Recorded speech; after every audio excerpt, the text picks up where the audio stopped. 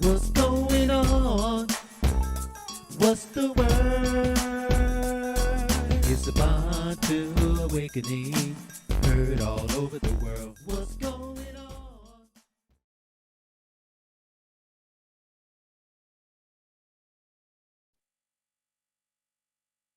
Kembo, Natatan Zambi, Yamazulu.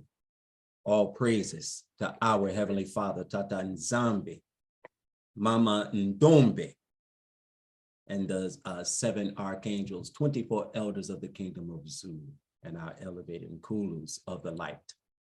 We want to say welcome to everyone here, the community that is joining us. Want to say welcome to those of you on YouTube and on Facebook. We're honored to have you with us. We have a very, very interesting discussion topic today. And we're going to be talking about who sold Africans into slavery. And I want to do this may be a 2-part and may go into a 3-part, because it was not only into the transatlantic slave trade, but it was also a Indian Ocean slave trade as well, which is called the Arabic, I believe, the Arabic slave trade. Mm-hmm. So we want to bring that out as well. But we know that our ancestors were taken into captivity and made slaves. Mm-hmm. Okay, so we want to cover and talk about that. Also, I want to, I am honored, not only we have Nti Ngningone with us, but I want to introduce you all to Elder Jabulani. Elder, would you just mind sharing with us a little bit about yourself, please? We're honored to have you. Welcome, welcome. Okay, thank you. Yeah, your prayer has been answered. The network has held up. It's load shedding now. It's dark where I am now. Okay, I am Jabulani Nkabinde. I am from South Africa. I currently reside in Mpumalanga. I was in Joburg until last month. We've moved into Mpumalanga. It's about 150 kilometers from Johannesburg. It's not as developed as Johannesburg, but it's also a highly developing area. I was awoken in 2020 during the lockdowns. I also was traumatized just to realize how much lies we've been taught. And then, yeah, I can say it was a journey. It was an interesting journey, a roller coaster. So many things to unlearn, so many things to relearn. It takes a humble heart to unlearn things, because there are certain things that I was holding dear. Mm-hmm. At some point, you find that it was a lie. So I had to leave those things out and take what Tatanzambi has brought forth. The main thing that was pressed in my heart was the name of our father mother, which was the main target for the evil doers. So basically, my greatest passion is that if the children of Tatanzambe can know that the name of Tatanzambe is beautiful, it is not an ugly name, like the one that they were presenting to us, like saying to us that he told Abraham to burn Isaac. Basically, that is me. I don't know whether there's anything else that you want me to say. I think that's all. It covers all. Okay, I am married. I've got 4 kids, 3 boys and 1 girl. The oldest is 15, the youngest is 3. Oh, yes. Awesome. Matondo. I tell you, I have really gotten attached to Elder, and he has enlightened me, on a lot of things. And I just enjoy, speaking with him. And we're going to have him, come and speak even more, because he's very knowledgeable, very knowledgeable. Broke things down. Oh my goodness. Made my jaw drop. I'm like, what? But, I thank you again. We're honored, so honored to have you with us, Elder. And like I said, Nti, she will be with us. And so are you ready? I was just All right. waiting till you all finish. I am ready, Oh, okay. So as I'll ever be. I am going to, we're going to get started. Make you the co-host. Okay. And Get out of this and share so I can share my screen. and of course, we would like to leave some time too, for questions. Okay. So as I had said, this particular part, we're going to be talking about the transatlantic slave trade. And then we're going to come back, probably second or third teaching and talk about the Arabic slave trade.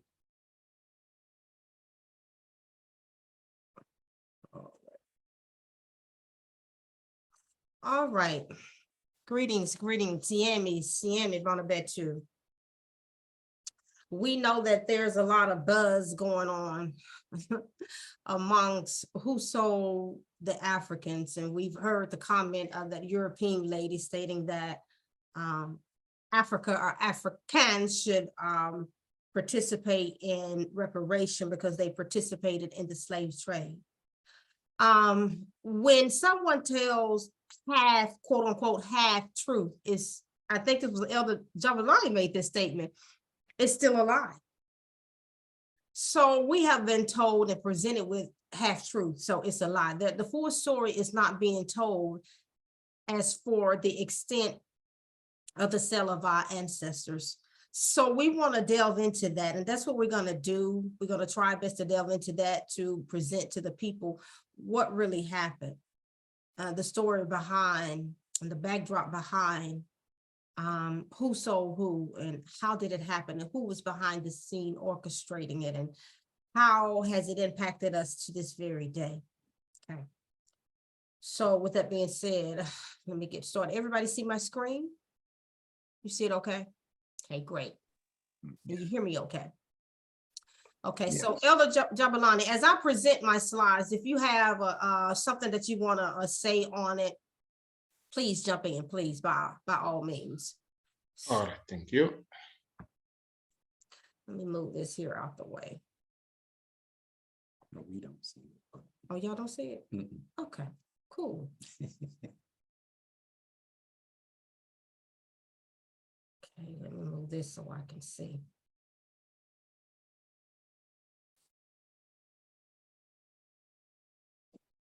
I got something on my screen blocking my view.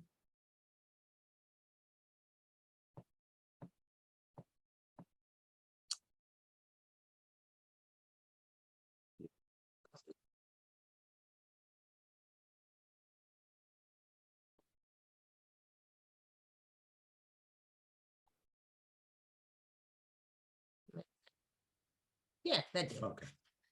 The merchants of the slave trade. Transatlantic, and this might be a little dry, you all, because I'm getting this information from articles, magazines, et cetera, et cetera, et cetera. So I'm learning some of this information, not learning it, but we pretty much know it. We just gotta substantiate it and show it to our family members that are the naysayers and other people, and to close the mouths of some other people. So the transatlantic slave trade, I want to give you a history of that first before we get into that real briefly. Segment of the global slave trade that transported between 10 million and 12 million enslaved Africans across the Atlantic Ocean to the Americas. That's a lot of people, you all. They always talk about the Holocaust of, the Jewish people that happened to them, with 6 million people being killed. So when you look at it in context of that, 10 to 12 million is a lot in comparison to 6 million. It is not belittling what happened to them, but it is to showcase what happened to us, to let the world know that the greatest tragedy, the greatest Holocaust that ever happened on the face of the earth was to the melanated man and woman, boy and girl. And the world does not speak of this much often. They want to silence us on this because for whatever reason, they want to silence us on this. But we will not remain silent on this because it is a disgrace to our ancestors, to what has happened to them. We will be the voice, the mouthpiece for them, to let the world know what has happened to them and what is still happening to us today. Okay. So across the Atlantic Ocean to the Americas from the 16th to the 19th century, 3 centuries. Really, it's 4 when you count in the 16th, though. It was the second of 3 stages of the so-called triangular trade, in which arms, textiles, and wine were shipped from Europe to Africa, enslaved people from Africa to the Americas, et cetera, et cetera. Spanish took enslaved Africans to the Caribbean in 1502.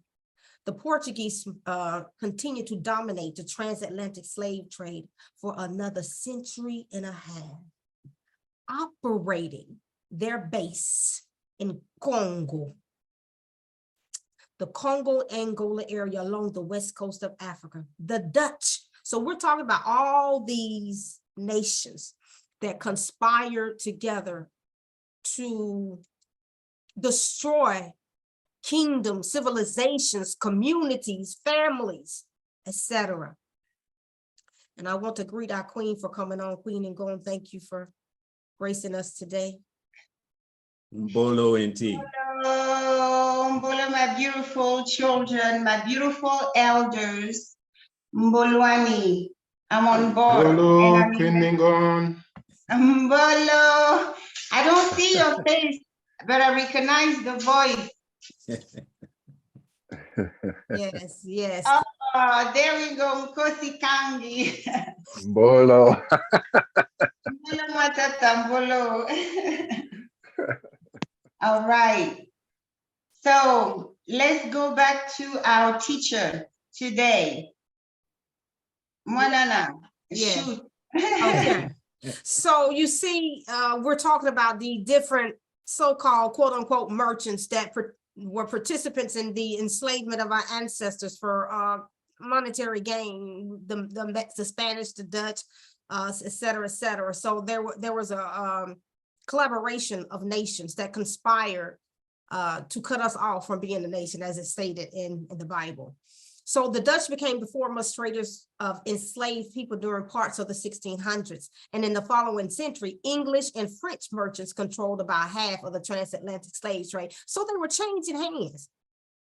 Who was over it? So they was giving each other, okay, your turn, you be over. Now it's your turn, you be over. So they were just passing it all around. That's all this is talking about here.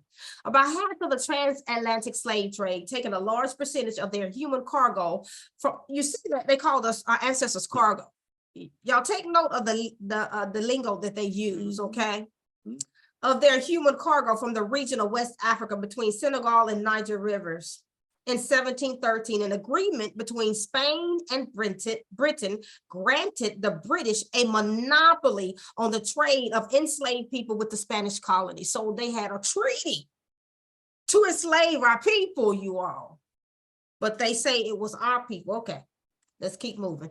By 1480s, Portuguese ships were already transporting African for use as slaves on the enslaved on the sugar plantations in the Cape Verde and Madeira Islands in the Eastern Atlantic. Spain and Portugal began establishing colonies in the New World in the 1500s. So over here in the Americas, they was over here in the 1500s already. The Spanish and Portuguese initially enslaved local Indians and put them to work on plantation. But as the violence of conquest and as European disease took their toll on the native populations, The Spanish and the Portuguese increasingly brought enslaved people over from Africa. And as I stated in the first slide, 10 to 12 million of our ancestors were taken, and many of them did not make it. They died. The greatest Holocaust that has never been told to the world, that happened to the melanated man, woman, boy, and girl. By the 17th century, Britain, France, and Holland had also established colonies in the New World. They established plantations that relied on African slave labor. And Queen, I told Elder Jabulani, because you guys are on here, you all are on here to talk to us about our history, culture from your perspective and the knowledge and wisdom that you all know. So anytime from any of these slides, you have a comment or anything that you would like to speak on, please jump in. Okay. A large percentage of the people taken captive in Africa were women in their childbearing years, you all.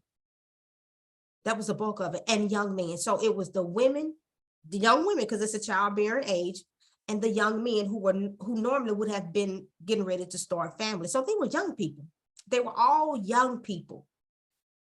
The European slavers usually left behind persons who were elderly, disabled, or otherwise dependent, groups who were least able to contribute to the economic health of their society. So it was all about the establishment of their economic foundation to bring them in wealth. According to European colonial officials, the abundant land they had discovered in the Americas was useless without sufficient labor to exploit it. So they telling us right then and there, they couldn't do anything. They needed our help. They needed other people's help to create what they were trying to create. They couldn't do it themselves. Why? Because they're not creators. That's why. Slavery systems of labor exploitation were preferred, but neither European nor Native American sources prove adequate to the task.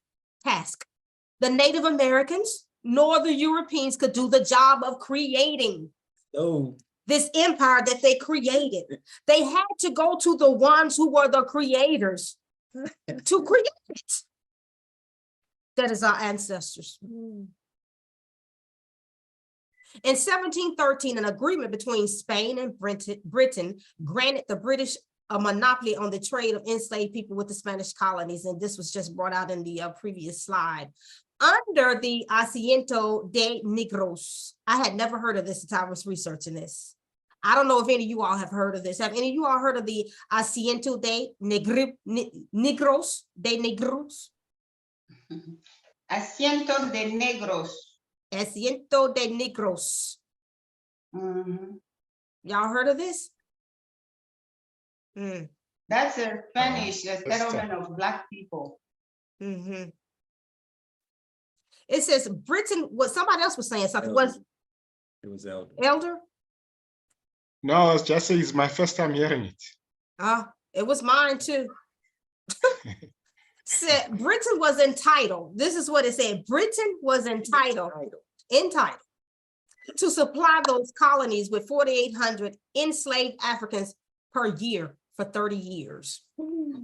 So it was a contract. The contract for this supply was assigned to the South Sea Company. So they developed many companies surrounding the trade of our ancestors and abducting them from off the continent of Africa and bringing them to build up their so-called New World. The contract for this supply was assigned to the South Sea Company, of which British Queen Anne held some 22.5% of the stock. So it was stock. It was an investment for them. So they made all kinds of money off our people, you all. The largest numbers of enslaved people were taken to the Americas during the 18th century. That's when the bulk of them were taken.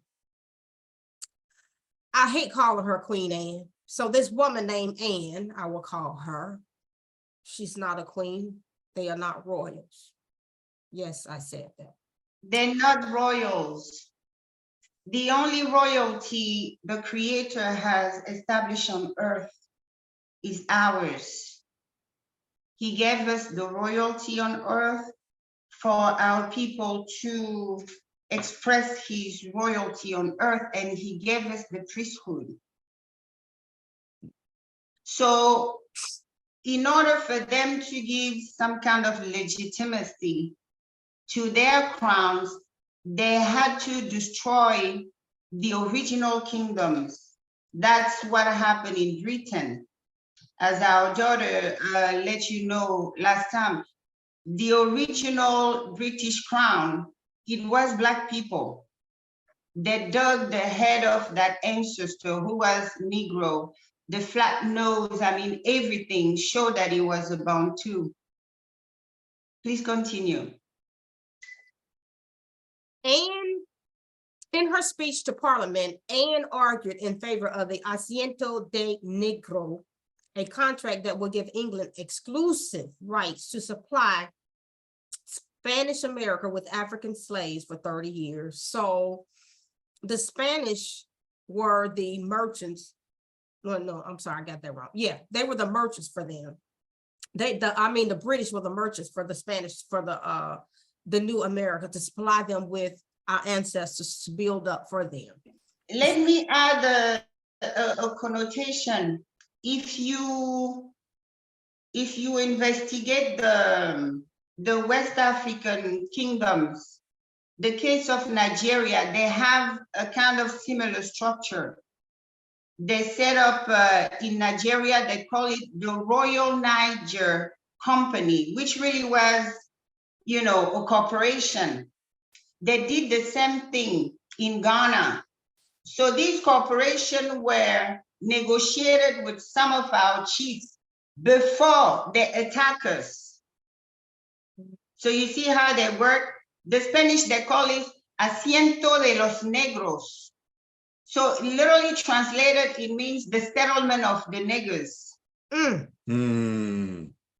All right. Wow. So you can see that what they call trade are fake trades that they sign with our ancestors. Some of them, if you watch the movie Shaka Zulu, you know, some of them, they were basically making them sign documents in a language they don't understand, solely relying on their interpretation. Just like the video I did about that empress, the Beitul lady of Ethiopia. She had the 6 sons of having the version they gave them translated. She found an Ethiopian who lived in Italy who spoke the language and translated. And the treaty was saying that they are relinquishing their right of their kingdom to the Italian. So as you could see, we saw in the video of the young lady, the Royal Niger Company was a venture of the British, but they call it Royal Niger, right? So they started trading what? Palm oil. You see, and then they did a trickery to kick the chief out of that deal and started trading the palm oil for themselves. And the palm oil, the commodity changed. It became human beings after they murdered these kings. Wow. So in places like Nigeria and everything, you will see the Royal Niger Company or the Royal Ghana Company, like the guy that has the channel Go Black to Africa. He made a total of 4 hours video showing his people how the Africans sold them. When he said Royal Ghana Company, that was the Ghana Royals. So they set up our lands as companies. Where the people fought them, they went ahead and, you know, brought their weapon and killed everybody. But in places where they could find chief, I mean, they penetrated them from so deep. That's why South Africa is on the market. Did you know that South Africa countries own shares of South Africa? Wow.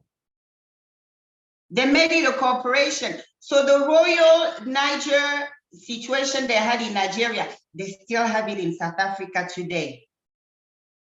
When South African got the opportunity of taking the country right out with Mandela, they did what they did to Mandela. Because the guy that came out wasn't the same one that went in. So you have to understand that in their mind, we are their property. They use their legal scheme to claim ownership of our land and of our people. You have to understand that when you're native somewhere, when you are in your father's house, there's nobody or no power that can push you out of that house unless you let them. Yes. When the children of Africa awaken, I don't care what they claim they own. We will be the deciding factor and we won't negotiate. And that's what they're afraid. They're afraid of you because you are the future. You are the seed that doesn't fear them. If any of us own anything in Europe, then they can own anything in Africa. We are the generation who understands that. Please continue. Yes. Thank you, Queen. See, that's why I got them on here, you all. The asiento was given to individuals, private joint stock companies, or governments for a period of 5 to 30 years. It was first granted to the British and signed on behalf of Anne and Philip V in 1713. So this has been a while back as part of the Treaty of Utrecht, a series of agreements between European powers, including the War of Spanish Succession. Asiento was widely recognized as international law. So the globe creating their own policies, their own laws, international laws. And we see that to this day, and it was all to benefit them, as we can see. So now that was just a little brief history of it. Very, very, very brief. So now we want to talk about the African chiefdom, the middleman. Okay, this is a paper that I got this from. I forgot to put the title on it, but it's the body that's highlighted that I want to focus on anyway. British colonial officials perceive the basis of authority of their subordinate African officials, whom they called chiefs. Who is they? The European powers, or the Europeans. They don't have no power. It's assumed power. Y'all know there's different types of power. Many studies have shown how the British used a hierarchy of appointed Africans to carry out day-to-day administration. So basically what it's saying, that they selected some people around Africa to work on behalf of them as a middleman. And we're gonna get into that. That's basically what it's saying. And this is from a peer-reviewed journal article, Colonial Chiefs and Chiefless Societies. And they were talking about the Kikuyu, the Igbo, and there was some more that they talked about. I can't remember offhand. The structure that was in Africa before the Europeans came, because they had political structure in Africa before the Europeans came that was, they documented that was well organized. They had kingdoms. So you will see, once I go through this, hopefully, how the Europeans came in and they disrupted that entire system and implemented their system and caused demise on the continent, because it's not our way, it's their way. And that was how they were able to penetrate and still keep a foothold to this day in the continent of Africa, because the same thing that they implemented back then is still in operation today. But it's just that instead of the chiefs, they morphed into political officials, presidents, et cetera, and you will see that as we get into that. Pre-colonial. Mama Brenda, sorry to interrupt. You've touched a very important point. Thank you for that. Because what you are touching is actually scriptural. It's what was prophesied. That when the head of the beast is injured, who was injuring the beast? It was the real royals. So when the beast was injured, then he come up with this strategy that you are talking about now, that they are appointing their own people Then when they talk about when they talk to African Americans, then they emphasize what was done by the people whom they have put in place. They don't talk about the ones that have injured their head. Remember, the first part of Revelation 13 is about that the beast was injured. The beast was injured by the true royals who were fighting, and some of them, their heads were cut. And even in Belgium, about 2 months ago, they were trying to auction their heads.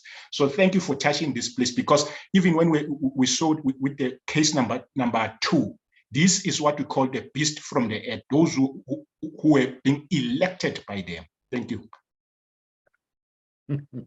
Queen, looked like you wanted to say something. No, that's basically what is happening. You have to see that in the logic behind it is whatever structure they found us, they have to infiltrate. Just like Mama Brenda brought up, you know, when they did the land grab in America, they realized they couldn't work that land on their own. So they also realized that no matter what, no matter the level of enslavement, they can't really rule over Black people like that. They always need one of us. So at the time they came, they dealt with kings and chiefs. Now they're dealing with president, okay, head of states and stuff like that, and religious leaders. Remember, I told you, my children, when they came, the people who were targeted for extermination were the royal families and the priesthood families. These two, they went after them the same way. So today, what do? They use these leaders, the presidents, the blah, blah, blah, and our religious leaders, because they know the people of God.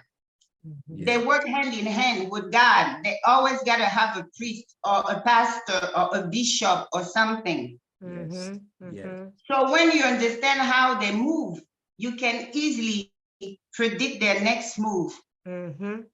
Because they are very predictable. Very much so. Yes, they are. And I would like to add also, so that our people in the diaspora can understand that everything that happened on the continent, it happened over here. So people are saying, oh, they have puppet leaders in Africa. Guess what? We have puppet leaders in the diaspora. Sure do. In the American politics. These people are not working for our behalf. We have the Black Caucus. What has done? What have the Black Caucus done for us? They still killing our young men. So what are they doing for us? Nothing. It's because you all heard of the memorandum 6484 or something like that. If you read that, you will understand why they have these particular leaders in place, melanated leaders in place. It is to prevent certain things from happening. So they're not in place to work on our behalf and in our best interest. Rest assured that. If that was so, then the Black Caucus would be doing way more than what they're doing for us, because they're not doing anything. These leaders are there in position to work for the colonizers. You know, that's what that's who they still are. They are still colonizing, not just the Americas, but the world, Africa and all over the world. They have left the mark with their barbarous tactics, you know, to rule. So they usurped authority that didn't belong to them, and they took it by force, by any means necessary is what they did. And as Queen stated, they use our very own people. So while our people over here in America talking about, oh, they sold us, they sold our ancestors, you're still being sold out today by your very own people in the White House. So you don't have room to talk about though our family on the continent when we still got those over here in America doing the same thing. I'm looking out for our best interest. We're still the sickest of the sick, the poorest of the poor, still being killed and imprisoned more than anybody. So close your mouth, because we have puppet leaders over here too. Same thing with the same people, and they're using the same tactics on both of us, all of us. And so until we realize. And also, Ma Brenda, I watched a video on I think it was TikTok. Mm-hmm. It was one of our daughters when these 5 cops beat that brother to death. She was basically telling people, why you shocked? This is finally coming to the forefront. She said that each time she felt that she had to fight for her life, it was either in the hand of a Black police officer or in the hand of a Black judge. She said that in court, white judges have shown more leniency toward her than Black judges. Man. And these are people in authority. Mm-hmm. Yes. Please continue. Yes, because our oldest son had an incident with the cops when he was in college that traumatized him. It was, I think, a total of 3 cops. 2 were Caucasian and 1 was Black. The African-American cop did not participate, but he stood by and allowed them to do what they did to our son. So y'all know me, I said it's the last time. So I had to do what I did. I did what I did. But anyway, that's different sort for a different day. But we addressed it. Rest assured, we addressed that. You're not gonna mess with my kid. No, Mama Bear had to come out. Right.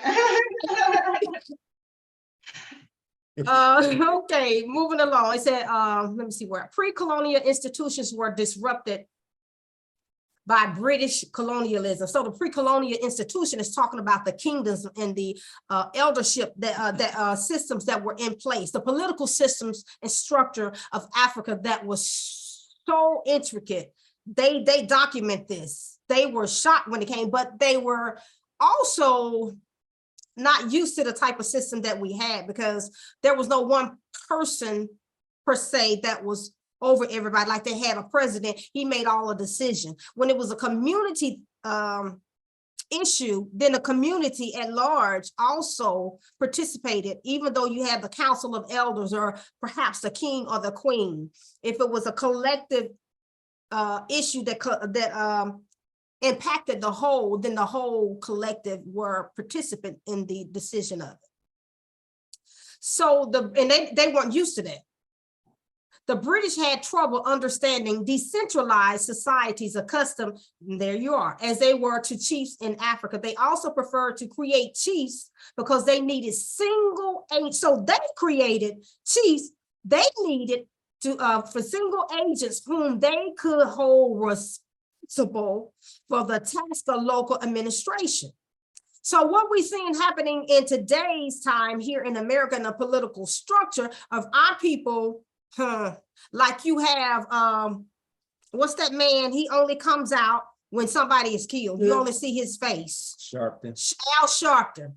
So these are these puppet leaders here in America. Him and the Rainbow Coalition man, Jesse Jackson. So all these people, and what the Thomas lady, all these people that are not, the guy from New York, the young guy that they just elected, none of them are for our best interest. So these are people that have been put in place. Rest assured, they're not just going to let anybody to come through and infiltrate their system without them knowing who they are, their background and everything. I know someone, they had a family member that worked in the administration of Obama. Now, they not only investigated her family, but also relatives of hers were investigated before she was allowed to even be a participant in the administration of Obama. So rest assured, they know about these people that they allowed to come into their system. They're not going to allow anybody to come in, infiltrate, and speak on behalf of our people. Obama has not done nothing for us. Nothing. He had an opportunity to change policies and procedures that were put in place to imprison our people, placed there by the Clinton administration by his wife and the now president, Joe Biden. But he didn't. He just pardoned a few. So they never do anything for our best interest. They throw us bones and we just jump up and holler as if they did something for us. I don't know about you all. I don't want bones. I'm not a dog. I know that's right. We eat lobsters. The cream of the crop, the best of the best. That's right. So, Premium. yes. So the British, it said administrative necessity persuaded the British to establish the administrative, that is their people that were above them. But the government, the European government, persuaded the British to establish local chiefs and to rule through them. You see? So they put a face up. They chose some people. Hey, you're going to be, quote unquote, a chief. We're going to give you this name. You're the chief. And we're going to allow you to rule in your land. But you're not ruling. You're just going to be the middleman, the face. We're going to tell you what to do. Yes. We're going to tell you what to say. Orchestrate everything. You just implement what we say. Is that not happening today still, you all? So this goes far back. And this is happening in America as well. We have in America, they chose, quote unquote, overseers that look like us to so-called punish our ancestors that got out of line to them if they heard about uprising, et cetera, et cetera. They use our own people, our face in America. Same people, same tactics. And we was talking to someone yesterday and I said, we continue to fall our people for the okie doke. Like Queen said, when you learn these people, you will know their next move because they're very methodical. They're very methodical, you all. So this system is an old playbook that they still use today on us. Are we going to wake up? Are we going to wake up? Change this system. This system started way back in the 1700s. 23, and we're falling for it. It's disheartening. Okay, my computer is not moving. Okay. At best, these chiefs have been regarded as little respected middlemen between the alien colonial government and local community. So they were the middlemen. In many cases, chiefs not only acted as the local agents of the colonial government, but also used their new power that the authority of the old was greatly diminished. So the old they're talking about was the structure that is our way that we had in place. This system replaced that system with the chiefdom that was placed by the colonizers so that they can rule. And it was all about land acquisition so they can get access to mines and things because they didn't have anything. And to this day, they don't have any resources in Europe to this day. If you research it, you'll see that the only place in Europe that have any real resources is in Siberia and Russia. You know, I saw that they had titanium and wood, but that's it. So they rely on our land flowing with milk and honey to supply them their riches and their resources. So they're rich off of us, our resources, and off of our people as well. So we're the one that's fueling this beast. It's us. Among the Kikuyu, chiefs held the upper hand until the 1930s, their power largely unchecked by any other local African force. The system in Eastern Nigeria was more complex. The British grouped the small Igbo village communities into larger artificial units over which local courts exercise jurisdiction. So this is how setting up their system, you all. You see the political structure is changing and how it's changing to benefit the colonizers. The courts were comprised of men chosen by the British to represent the villages and called warrant chiefs. From the government, warrants bestowed upon them. The chiefs were still in power in 1929 when the Alba taxation riots brought the system into an ill repute and caused the British to abolish it for some years. Why? Because some women rose up to fight against what was going on, the abuse. The women rioters directed great violence. Women, the mamas, directed great violence against the chief. hated for their corruption, oppression, and their role in introducing local taxation. And we'll get into that. So what happened was the Europeans came and they implemented the taxation that we have today. Over here, they introduced that in Africa. They forced it basically upon them.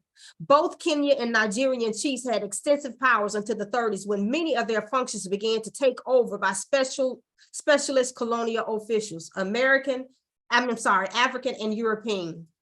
And this here, I just want to give a little overview of monarchies, because we had the real kings and queens in Africa when they came over there and saw this. When you research the history of Europe, you will see that when you go back far, they didn't refer to themselves as royals. They weren't royals because they're not the royals.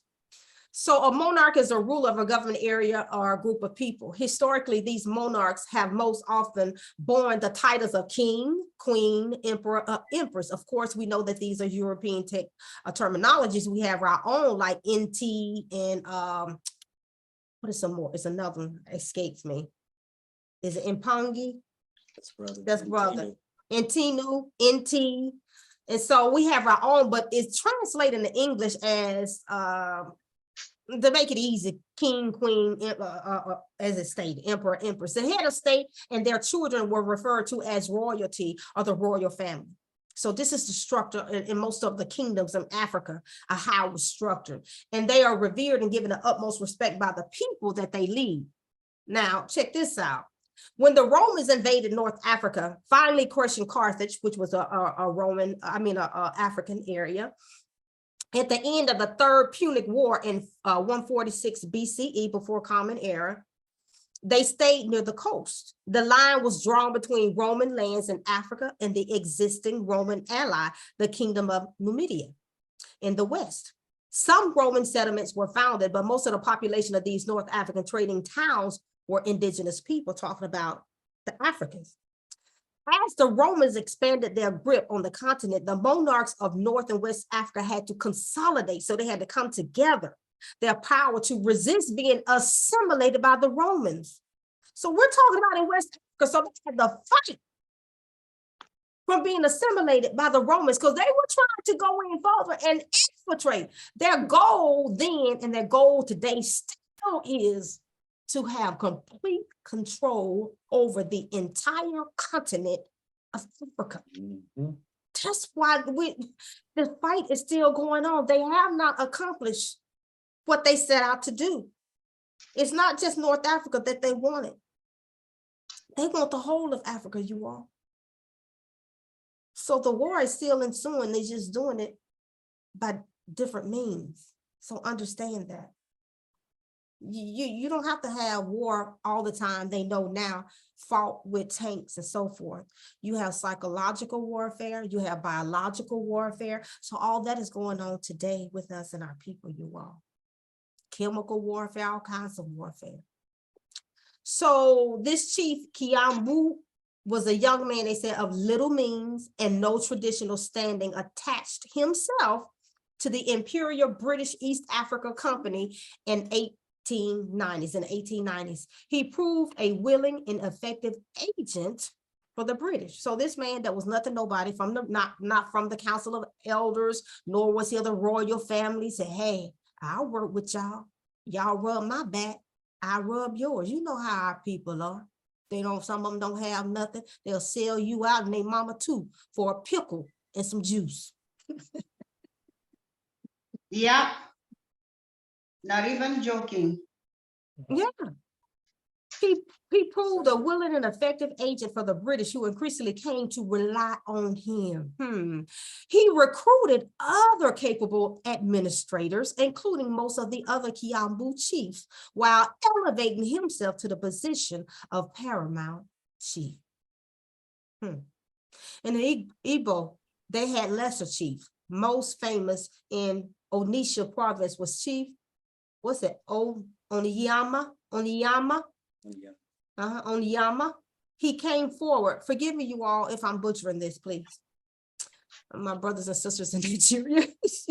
He came forward when his area was first occupied around 1908. He was from a poor family as far as can be ascertained, but he soon asserted himself and became a virtual ruler of a large area called Abaya. In the Kikuyu society, there was a power shift after World War I. Under pressure from missionaries and administrators, mission-educated young men were brought into place of the older chiefs. So now they was changing things up now. And the reason being is because some of these chiefs started standing up to these people. You know, some of them that they put into position all of them did not fall for the okie doke. Some of them like, wait a minute, no, they coming in here to take over. And so they changed and they started having uprisings, because some of them I read, it's not that many of them though. But anyway, under pressure from missionaries and administrators, mission educated. So these were people, young men that were educated by the Europeans. So you can see why they want them in power. So education, think about this in America. You know, you've been educated with the European system is for a reason. You know, that's why they have the truancy laws. You know, if your child doesn't come to school, then you can be in prison that they have over here. So they have those for a reason. It's for manipulation of the mind, you know, because they tell your kids all these lies, like they taught us when we was in school that Christopher Columbus he founded America, so forth and so on. Educated young men were brought in to replace older chiefs. Antagonism were generated directly by issue of collaboration by the willingness of chiefs to do the biddings of a colonial government. So it was these chiefs that was working on behalf of the colonial government with the people. So they were the face actually of the Europeans, which was forcing unpopular programs on the people. So they were enforcing systems and programs onto our people on the continent that was not viewed very well by the people. Local administration, also known as chiefs, acted as purposeful and efficient extensions to the colonial government. It was an important factor in forcing the pace of social change. So they was trying to change the face of not only the political, but the social structure also of our people, which they were successful in doing, as we can see today. Chiefs helped with the introduction of taxation. So it was the chiefs that they put in place, quote unquote, also the administrators that helped them to implement this taxation. They had the hut taxation and other taxation. And at first, you know, our people weren't going for that because they didn't need to. They had their own way of living. So what they started doing, the Europeans was saying that we're no longer going to take your produce, your animals as payment. You got to have our money, because they wanted them to work. So the system that we have today where we work to get paid, it's a form of enslavement.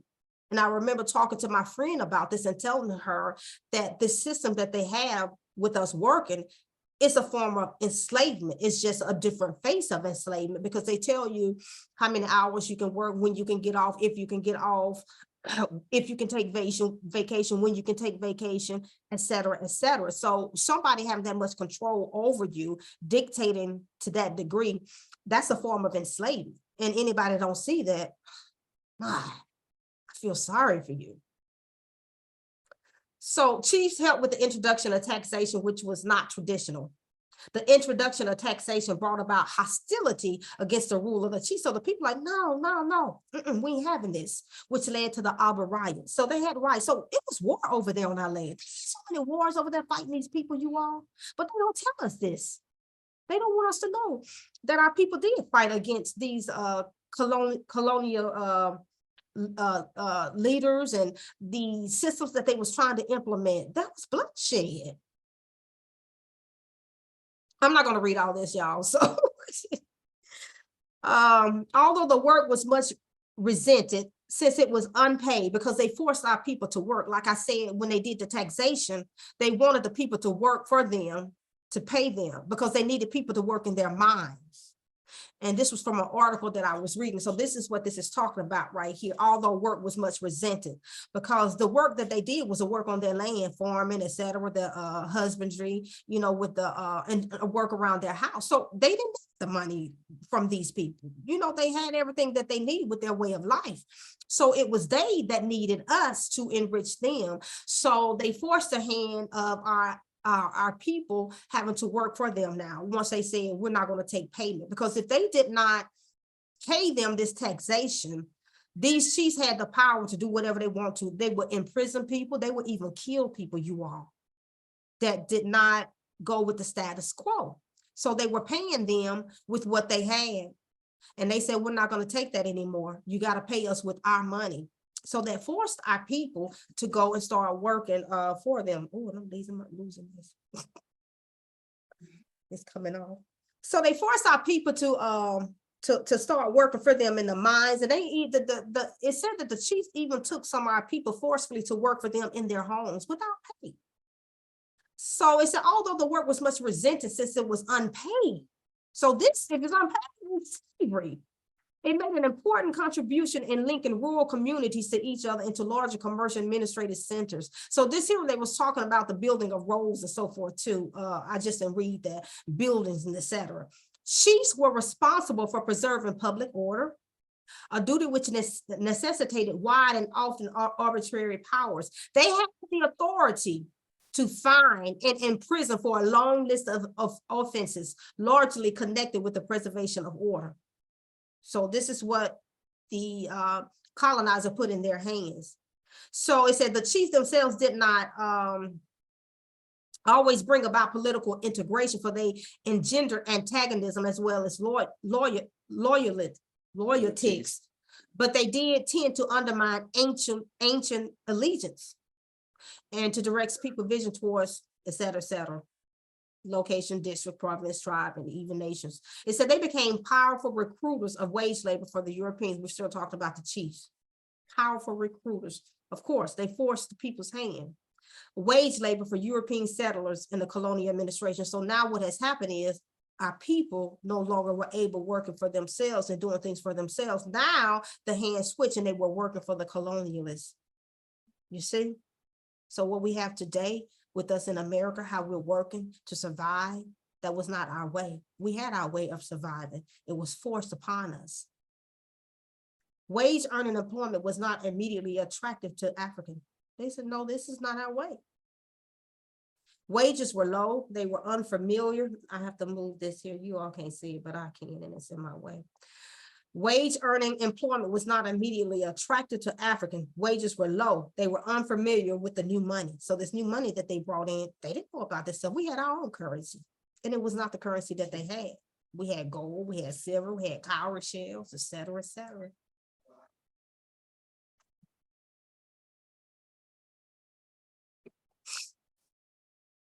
Being introduced by colonial governments, that's a continuation of what I read. Thus, pressure and coercion were applied through the chiefs. So they just saying they use the chiefs, especially among the Igbo and Kikuyu. Chief Onyema was the principal supplier of labor to coal mines at Enugu in eastern Nigeria, and for a number of years was paid a large subsidy by the administration in recognition of his service. So he got paid. The Europeans paid him to be the middleman, you see. And we still have people that get paid out. You know, give them $1. You have our people, they ready to go take their own people out just for $1. You see that? Queen said that. They can't get in your house unless somebody in your house allows them. Yeah, is the inside thief who calls the outside thief and tell him, listen, there's money, there's gold to steal in this house. It's the inside fool who called the fool outside that come and disrespect the people of my house. They're useless. That's usually how it works. As you could see, I don't know if some of you watched the videos on the sellout. We have one of our daughters. She's the US ambassador at the UN. Her name is Linda Thomas or Thompson, something like that. And when they nominated the Secretary of Defense, they put a black man there.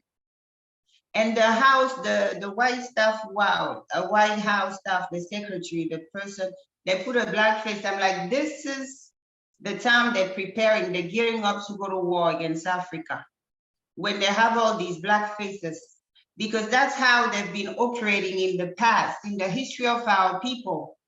They've always found people And that's something about us we cannot continue running from. They always seem to always find people in our midst ready to accommodate their desire. So it's a particularity about our people. Due to the tribalism, they found us, being tribalistic, but I mean, we were not on each other's throat. So they exploit tribalism to, separate us further. So until today, you see that it took them to have a black man in the White House to go and murder Muammar Gaddafi, setting the continent back maybe 50 years. Now that we have a black UN ambassador, a black secretary of defense, we have black people almost everywhere. They're gonna push the craziest things against Africa. Linda Thomas didn't bother to go after our leaders, threaten them that I dare you to trade with Russia, and you'll see what happens. Exactly. So I laugh. Our children here who want to make it like an African issue, or the African soldiers, the African soldiers. I had told our people it's a dangerous thing to say, because back in the days, the structure that were around were kingdoms. Whether on the European side, nobody had president back then, everybody had kings. And anybody who comes from a kingdom knows what it means, the implication of someone king selling them. First of all, you're telling the rest of the world that these people, they are my property, because the supreme authority over them back then, which was a king, sold them. It also means that the person no longer has the covering over them, meaning the person no longer has a covering over them. The protection God has over them has been lifted, because if somebody's king sells you, it's like a king is banishing you. It means like spiritually, you don't belong to these people anymore. They made a meat, a livestock out of you. So it's a way, it was also a way for them to send a message to the other people to join them in the enslavement of our people. Because if you tell the world that this group of people, their own king have sold them, it means that we can make of them whatever we wish. There won't be no repercussion. There's no covenant over them.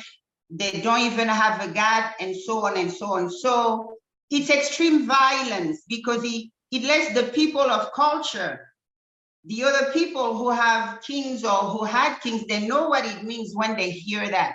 That's why many foreigners, if they come to America, it seems like automatically they want to join the madness in mistreating the Black Americans, because that's the narrative about them. Their king sold them, they are property. There's no repercussion, there's no protection over them. We can do to them as we wish.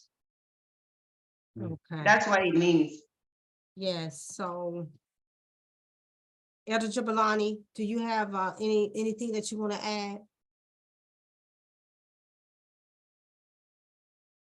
Yeah, I think basically Queen Ngningone summarized it very well. Anyone who got royal blood, they are spiritual, and many of our kings, they did not fear death because they knew what was death. They knew immediately, if you are out, you become an act with all might to protect their kingdoms. So the narrative that is being placed is placed around these ones that you are talking about, the chiefs. Even here in South Africa, you saw they put a ring on him. This you can see that already, even with our current, some of them they've already sold us. They already sold out. So these ones are not royal. And another thing, when those ones who are chiefs, whom they were appointing, if they start to resist, then they take them out. The previous king of KwaZulu was starting to resist with the land. and they took him out with the COVID. So anyone who starts to resist amongst them, they take them out. Even Cyril Ramaphosa, as a president, anytime he starts to resist, they take them out. Yes. So these, you cannot call them our royal blood, because these ones are not spiritual. They are afraid of death. The royal blood is not afraid of death. They fight until we fight to death. Okay. Once you draw the sword, you better make sure you get us, because we're coming to get you. We finish our jobs unless you finish us. That's what we know. So as you all can see, our own did not sell us. These are what we're dealing with today, puppet leaders that had selfish gain, that were basically, a lot of them were just people that had no status. There was no royals, as the Queen and Elder had said. They were not the royals. They were not the leaders. They were just people that wanted to be some leaders by any means necessary. And they went and they worked in conjunction with these European powers, certain people. And some of these, the Europeans, chose to put in these positions and paid them. One guy, they said he was one of the first ones that built an English style house over there. He had bought stock. He became very wealthy by selling his own people out, this one particular guy. So no, our people didn't sell them out. You have to know the whole story. So I know time is pushing on. Like I said, we was gonna probably have to do a part 2. So I'm gonna have to cut some of this short, because I do want to allow Queen and Elder to speak as well and say what they have been brought to say. So let me finish this here. It said, she sent out their agents who physically rounded up people, beating those who resisted. See, the Elder just said that they killed them. They even killed some of them. The laborers were taken to mines and plantations by guards. This is our people, you all. And they trying to say that our people sold them out? No. The laborers were taken to mines and plantation by guards who usually supervised their work. Kikuyu chiefs also coerced boys and young men into going to mission schools so they can corrupt their mind. There was considerable opposition, for it took the young, who were an essential part of agricultural economy of the land at vital times. Adults opposed, off the land at vital times. So adults opposed this, and often coercion by the chiefs were necessary to counter it. Coercion. What kind of coercion? Death, imprisonment. Let me see. Yep. I'm trying to see where I am. So this particular article was talking about, I told you, the Igbo, Kikuyus, and it was 2 others, but primarily it was the Igbo and the Kikuyu chiefs. And they said that they were local agents of colonial regime. So it's just repeating the article, saying what they were. They were agents. Para-administrative and military organizations on a local level, corruption and a zero-sum game in the local politics. Then the local police force, so we getting later on, was under the authority of British officials. So we're getting on now to the political structure of today and how they morph from the chiefs that were put in place by the colonizers by the systems of today that are being ran by those whose faces we don't see, that's behind the scene. So the local police force was under the authority of British officials and were there to support the chiefs if necessary. British officials argued they were trying to create a rational, honest, and efficient bureaucracy, roughly modeled after European systems. So they wanted to create an empire all over the world to mimic theirs. Basically, a one world order. Everything ran by them, just like them, under their system of oppression. They even oppressed their own people. They were among the first to build European home. This is talking about the chiefs here. I'm jumping.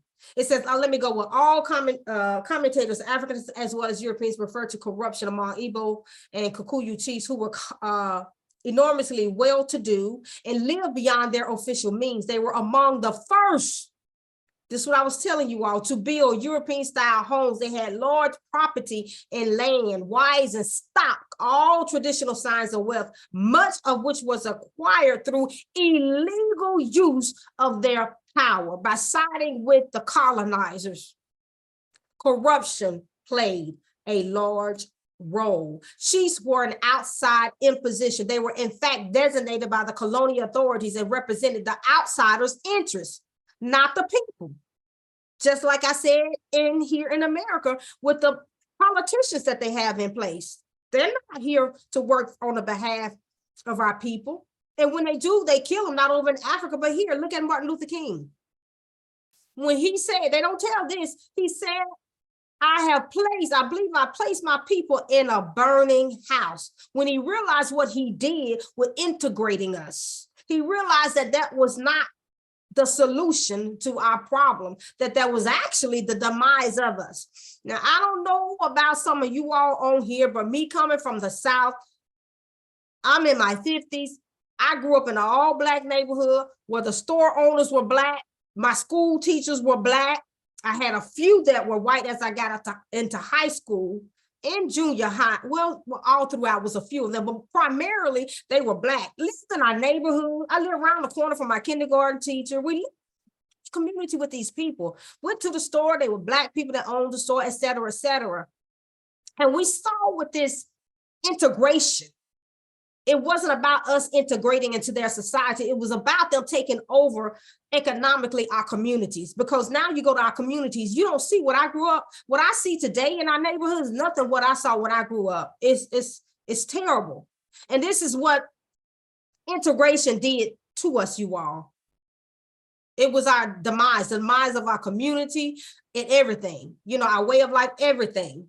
Because we had that community like they have in Africa, they said it takes, like they said, take a village to raise a child. Everybody looked out for everybody. Some of you all that's in the South on here that are my age, you all know what I'm talking about. The neighbors looked out for the children. They were like your parents too. They will deal with you too and discipline you too. And they were eyes for the parents. You wondering how your parents knew that you was on the South side, on the other side of the tracks, and you weren't supposed to be over there. You like, I didn't know that.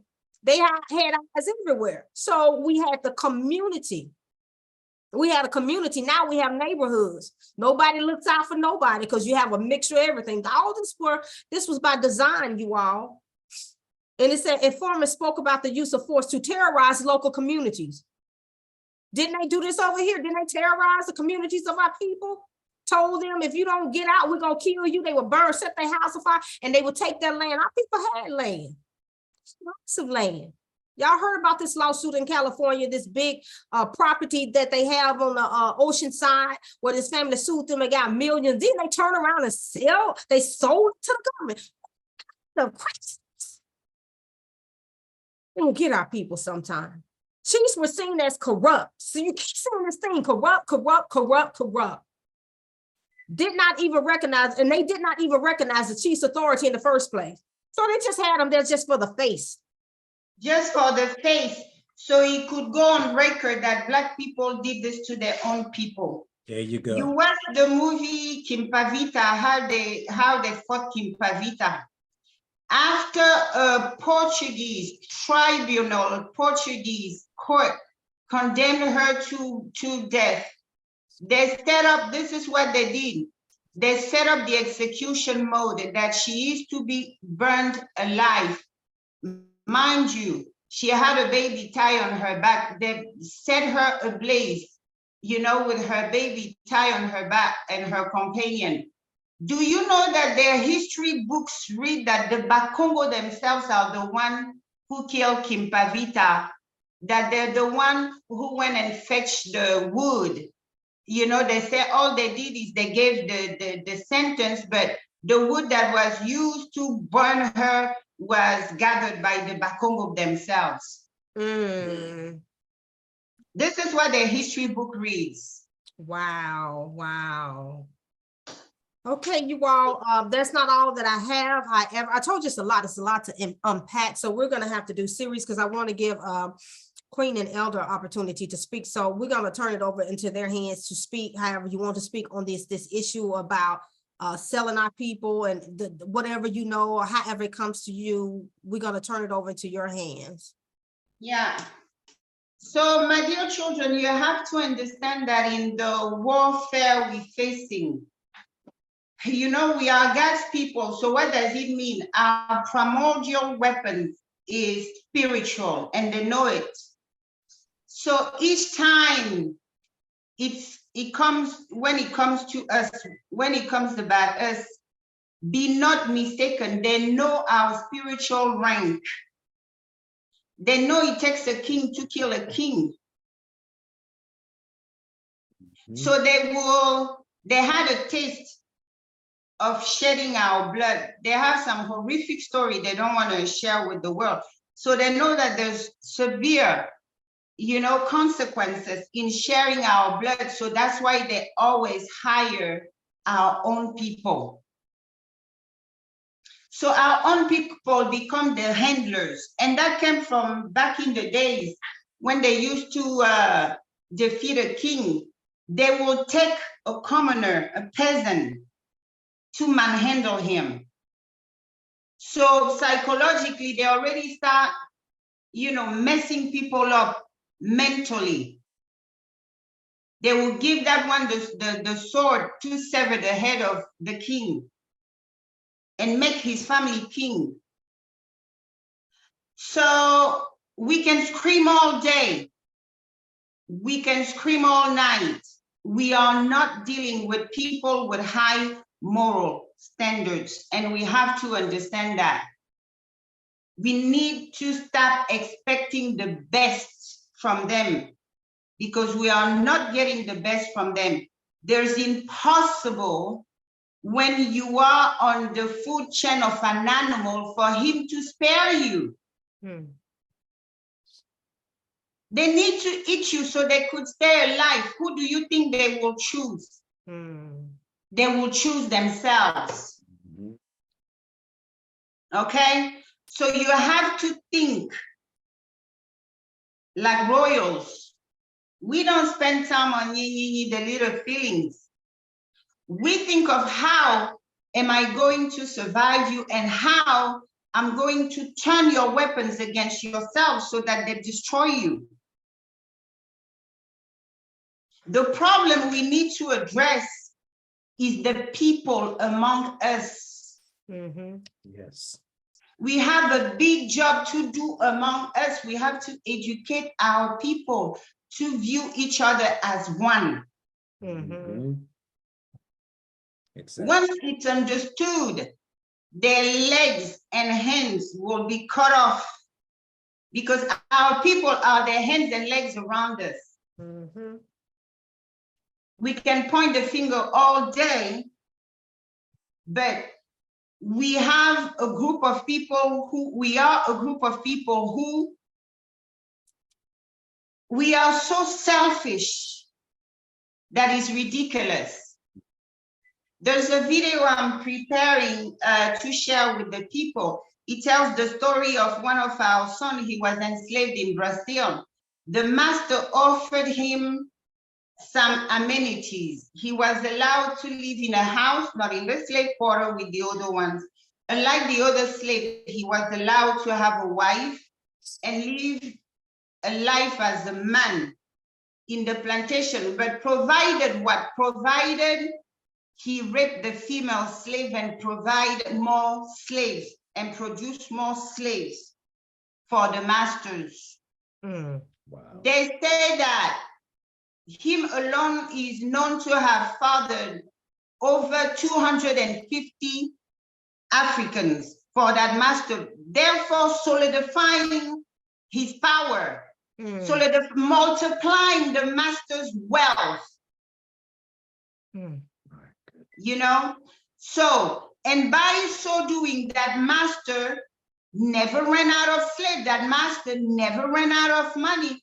That man, that African son, now that area where they did that plantation is now free. They made a city out of it. So he is known to be the father of 30%. Wow. Man. Of the population of that city. Now you mean to tell me, I don't need to tell you much, that's a son of a peasant that could have loaned himself to do that.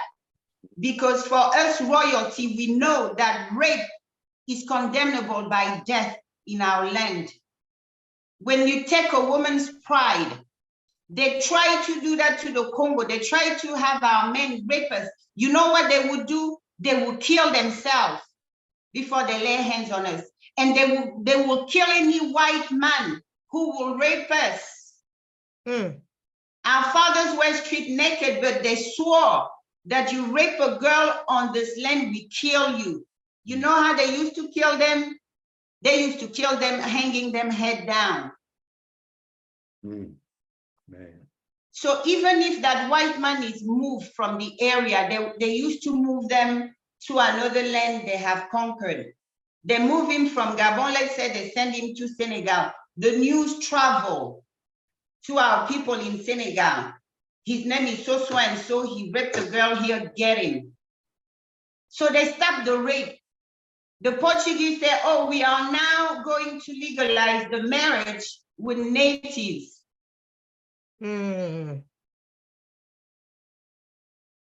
So I tell our people, we can cry, we can mourn all day. We have to look deep down inside of ourselves. We need to take care of the enemy from within before we could go after anybody else. Or we will become casualties, just like our forefathers. Yes. When you look at the old decrees governing us, you could clearly tell that our ancestors didn't factor the possibility of blood turning against blood. This is how pure they were. They felt that they don't need to make a decree about it because it was something of impossible nature. But when the European came and brought their trinkets and their little shiny, their music box,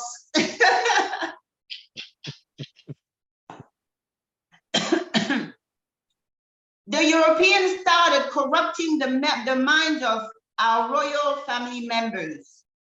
You will find them talking to some royal family members, telling them, how come your son is the firstborn, but he's not the heir apparent to the throne? They will tell them. They will tell them, in the European system, you should be the king. Knowing that in the Bantu system, it doesn't go systematically to the firstborn. The Onkulu and Tatan Zambe choose the king because from their realm, they can see the heart. Yes.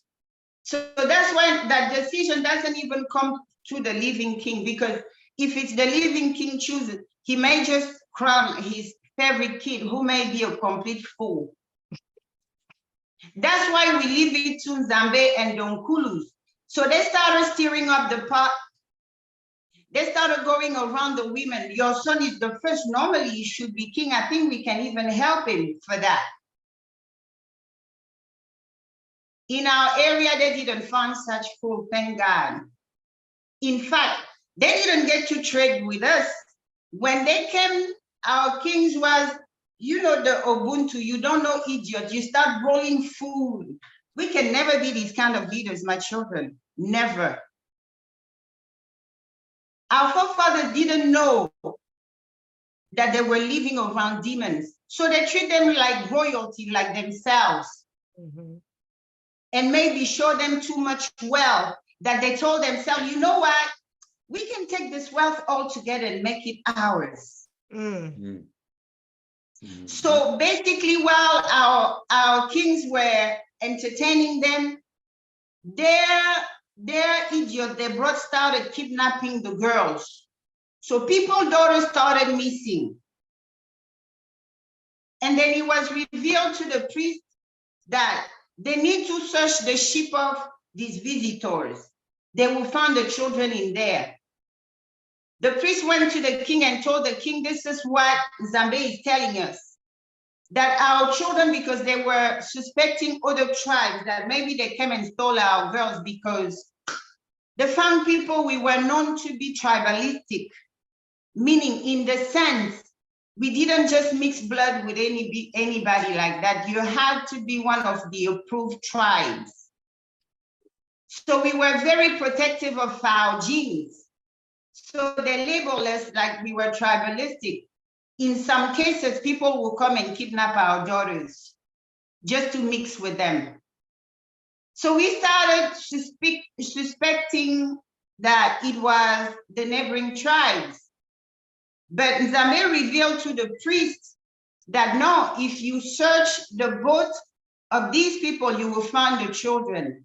So the king ordered the raid of the boat, and there they were. And the king drew the sword and killed all of them. Portugal didn't see their people come back. That was a signal that tragedy has happened to them. And then they sent 37 ships against us. Wow. Man. So we didn't even have time to sit down and kumbaya with them. They were already conducting criminal activities on our land, and our forefathers engaged them. So when they come up with the story that our people sold their people, I'm like, they're fools. Our people never believed that our children in America would believe such thing, because it's just a known thing. An African parent would die for his kid. His kid is his wealth. Why would he sell his kid? Mm-hmm. Thank you. Thank you. So, but our children have to understand, I don't see any of you selling your children, even in tough times. God knows our children go through tough times. Our daughters, you know what do you do when they capture one of your men? You take jewelry, you take whatever you have home, you go and give in the pawn shop. I haven't seen none of you called child traffickers. Hey, I have one here for you, I'm in dire need. Why would you believe that your parents would do such thing? Mm-hmm.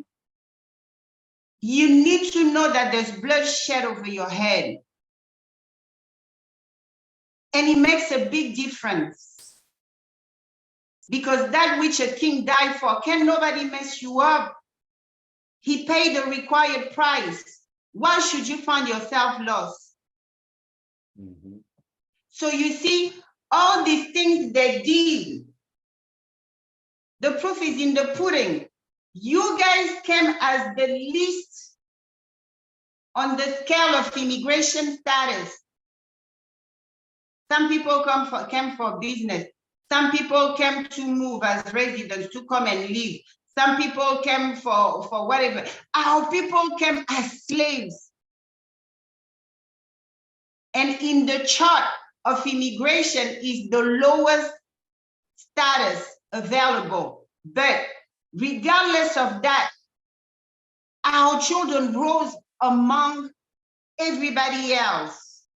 And not only in America, in Brazil, in Colombia, in Peru, in Mexico. We had a president in Mexico, Vicente Guerrero, birthed by a slave African woman.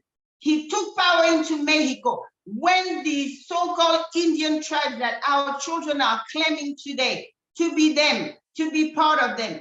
Mexico, that Papa says, send my people over there if you don't want, send them over here if you don't want them.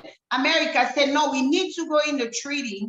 You return each one of them that run your border. He said, then prepare to go to war with us, because we're not doing such thing.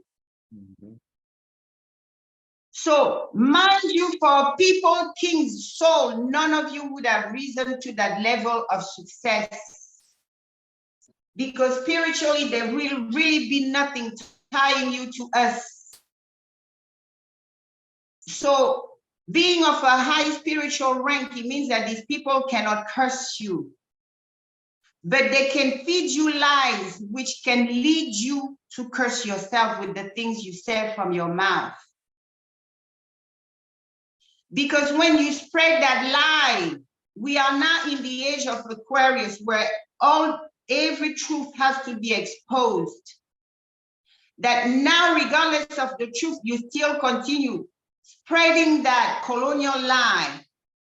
You're doing not only a disservice to yourself, you're sending different messages to the world. You're telling the world, I'm really worth nothing. Because if Africans sold you, let's say even $1 each, out of 12 million or 15 million, we're looking at 15 million of that time currency, which in today's currency, what would it represent? the kingdom still would be standing. We wouldn't have, we wouldn't have thrones of kings sitting in their museum. We wouldn't have them in possession of the skull. You don't collect somebody who collaborated with you skull. These are acts of war. They still have the remains of our ancestors labeled, war trophies. You, my people in the diaspora, wherever they scatter you, if they move you from mainland, you are a trophy of war. You are a POW. That's who you are. Mm-hmm. You are a POW. You are a prisoner of war on Africa. This is who you are in those lands. Yes. And this is what you need to remind them. Tell them back then, prisoner of war didn't have a status under the human rights, but now they do. So apply that status and return us where we come from. Okay, my people. Matondo. Yeah, powerful, powerful. Yeah. You're welcome. Elder Jabulani. Thank you, Queen Ngningone. That was mouthful. On my side, is the presentation was well done. Thank you very much, Mama Brenda. It covers the main thing because it's what is being prophesied, is what is in the 3 cases. And another thing that Queen Ngningone has mentioned is this thing that they like to shift the blame. Look, when you check the book of Enoch, remember it's one of the least contaminated books. All books that went through their hands, they did contaminate, but the book of Enoch is one of the least contaminated. When you check Enoch 90, verse 6, you will see there that when the lambs, their eyes started to open, the lamb was trying to speak to the sheep, and the sheep were not listening. The lambs tried so hard to speak to the sheep, and the sheep were not listening. And eventually, the birds, which represents the Romans, they killed that particular lamb. We know that particular lamb is talking about Yesaya, our Messiah. But when you come to the Bible now, which is manipulated, they twist the story. They say the Jews killed their Messiah. So then they said Pontius Pilate washed his hands and said, his blood is on you and on your children. So now they shift the blame. They put it on the Jews. For us as Bantus, we did reject the Messiah. We did not accept. It was few lambs who accepted the words of the, but we did not kill the Messiah. The Messiah was killed by the Romans. If you can read Enoch 90 verse 6, you'll realize that there's no way it says the sheep has killed that lamb that was leading the rebellion. You understand? So we must know that one of the strategies that they do to divide us, and also not to want to take blame for what they have done. And another thing that they have that is powerful that they've used is this paper economy. Through this paper economy, they manage to print what they say is of value, and they're able to buy our people. Without this economy of paper, it was not going to be easy for them to buy our people. On my side, that is all I can say, that yes, there were amongst us who were taken by them, who collaborated with them, but those do not have royal blood. Those with royal blood, they fought them to the end, and some of them, their heads were cut. They took their heads to Belgium and Germany there as trophies of war, as Queen Ngningone said. Thank you. Okay, Elder, I pulled up that chapter. You said Enoch 90, verse 6. Yes. If you can please enlarge it. Yes.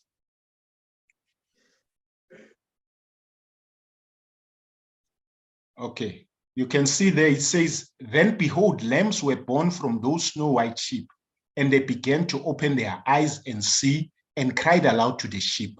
But as for the sheep, they, the lambs, cried aloud to them, yet they, the sheep, did not listen to what the lambs were telling them, but became exceedingly deafened, and their eyes became exceedingly dim-sighted. Then I saw in a vision ravens flying above those sheep, and they seized one of those lambs, and then smashing the sheep, they ate them. Do you see there? There is no where he's talking about that the sheep are the ones who've killed that lamb, but the lamb was killed by the ravens. But when you come to the Bible, which is hugely manipulated, they will tell you that the people of the book are the ones who've killed the Messiah, which is a lie. Just like now, they're trying to put the blame, the slave is based on Africans. They even say Africans have sold us to slavery. They don't say they sell out African queens. They just put it so that they can cause division amongst us. So we need to be aware of the enemy's tactics, because here in the book that is least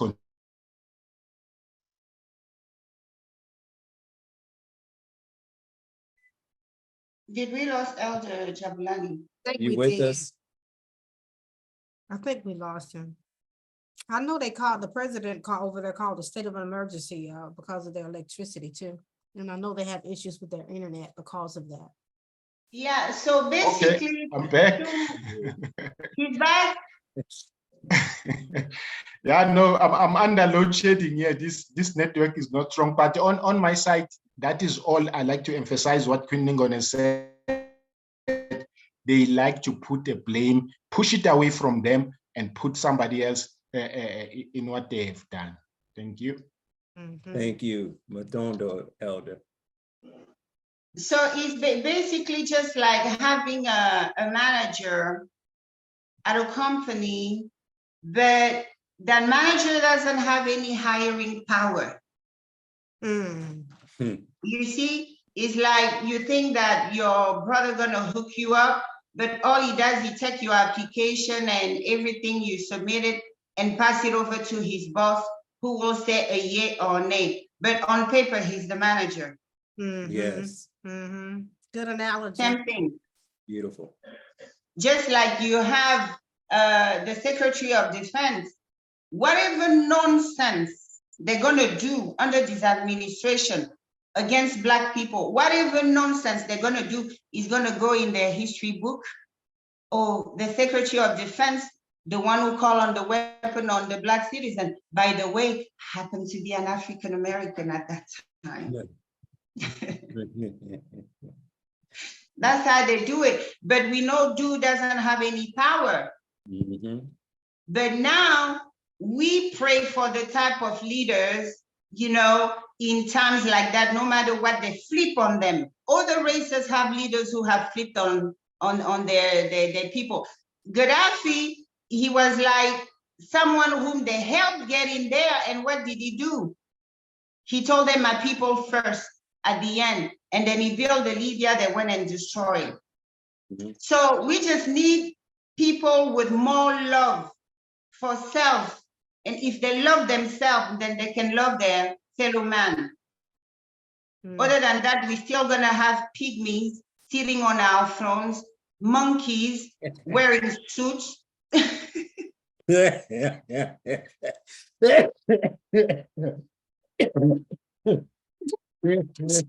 Oh, that's what they say in church. You know, my grandfather used to cry. He was, Zambe, why have you forsaken us? They have monkeys sitting on our thrones, Zambe.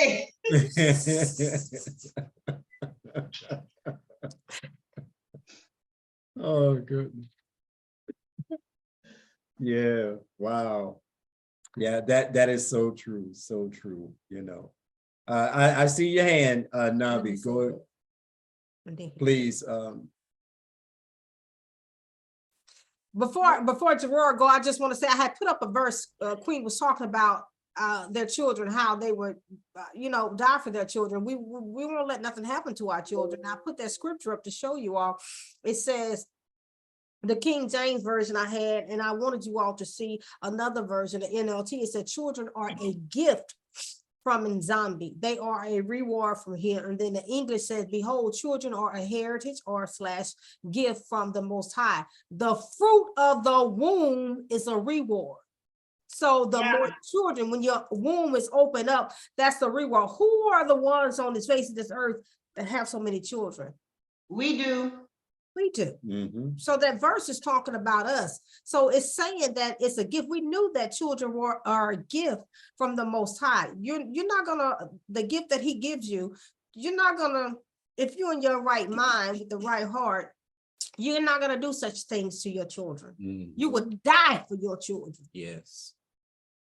Our fathers don't, okay, let me just tell you this. The Bantu father is very protective. Yeah. When my father was serving in Argentina, we had a home invasion. These people are very racist. They didn't stand the way we were living. They didn't like our lifestyle. I mean, an ambassador is like a president in a foreign land. And so they organized a home invasion to come and rob us. But the guy had my father at gunpoint. My dad still engaged him. We come from fearless people. It's impossible. So my father fought a guy who was armed. What was the thing? He wanted the money. He wanted my mother's diamonds. He wanted everything. They were informant. They had informant working for us. So they knew my father had gone to the bank that morning. They knew there was a safe in the house full of jewelry. So my father said, I give you whatever. This is the money I went and got to the bank, because the next day we were supposed to travel. We were supposed to go to France for the summer. So the driver, my father's driver, told them everything. My dad is like, this is the money. This is my wife's jewelry. You say your friend is downstairs with my children. Call your friends, tell him to bring all my kids here. And then I give you everything, you leave. As he wouldn't do it, my father engaged him. I don't know which father can sell their own children. Another thing, our parents, they put us through school. They bear the financial burden. Wherever we want to go abroad, if the country we're from doesn't have a scholarship, guess what? They're going to fund the money that will make it happen. These are the parents we come from. I didn't grow up with a father or having friends who had fathers who would go at night in their room, like go and molest them, like the Western fathers, like the things they do to their children. They start molesting the children. So the thing we found them doing to their children is what they did to the children they took from us, molesting them and all these things. All these are foreign. You need to take the time to detox. I know that it's a spiritual work, because lies that they put in you, you know, from a young age, and it's been digging your flesh, it's been digging your heart for as far as you can remember. And it's excruciatingly painful. I just can't imagine what you went through growing up and hearing that, because here I am. I didn't go to captivity or anything, but we suffered hardship due to the defeat of my forefathers. We lost everything, but the most important thing we lost was our people. They stole blood from us. So I'm living with that pain. But each time I hear somebody bringing that African kings sold us, it's a trigger for me. It's like the N word. I'm ready to fight that person. I'm like, how dare you? You understand? So I can just imagine the pain that has been inflicted. I would prefer someone just beat me up that tell me such thing that my parents sold me. Mm-hmm. Mm-hmm. I know it's painful, but I'm here to tell you it was the biggest lie. These white kids, I mean, have nothing on us. We can't put our parents on a scale and then even compare. They cannot race. They cannot be in the same race when it comes to parenthood. they cannot be in the same category as our parents. They don't abuse us. They don't treat us like African parents. They talk to us because they know that we are their ancestors reincarnated.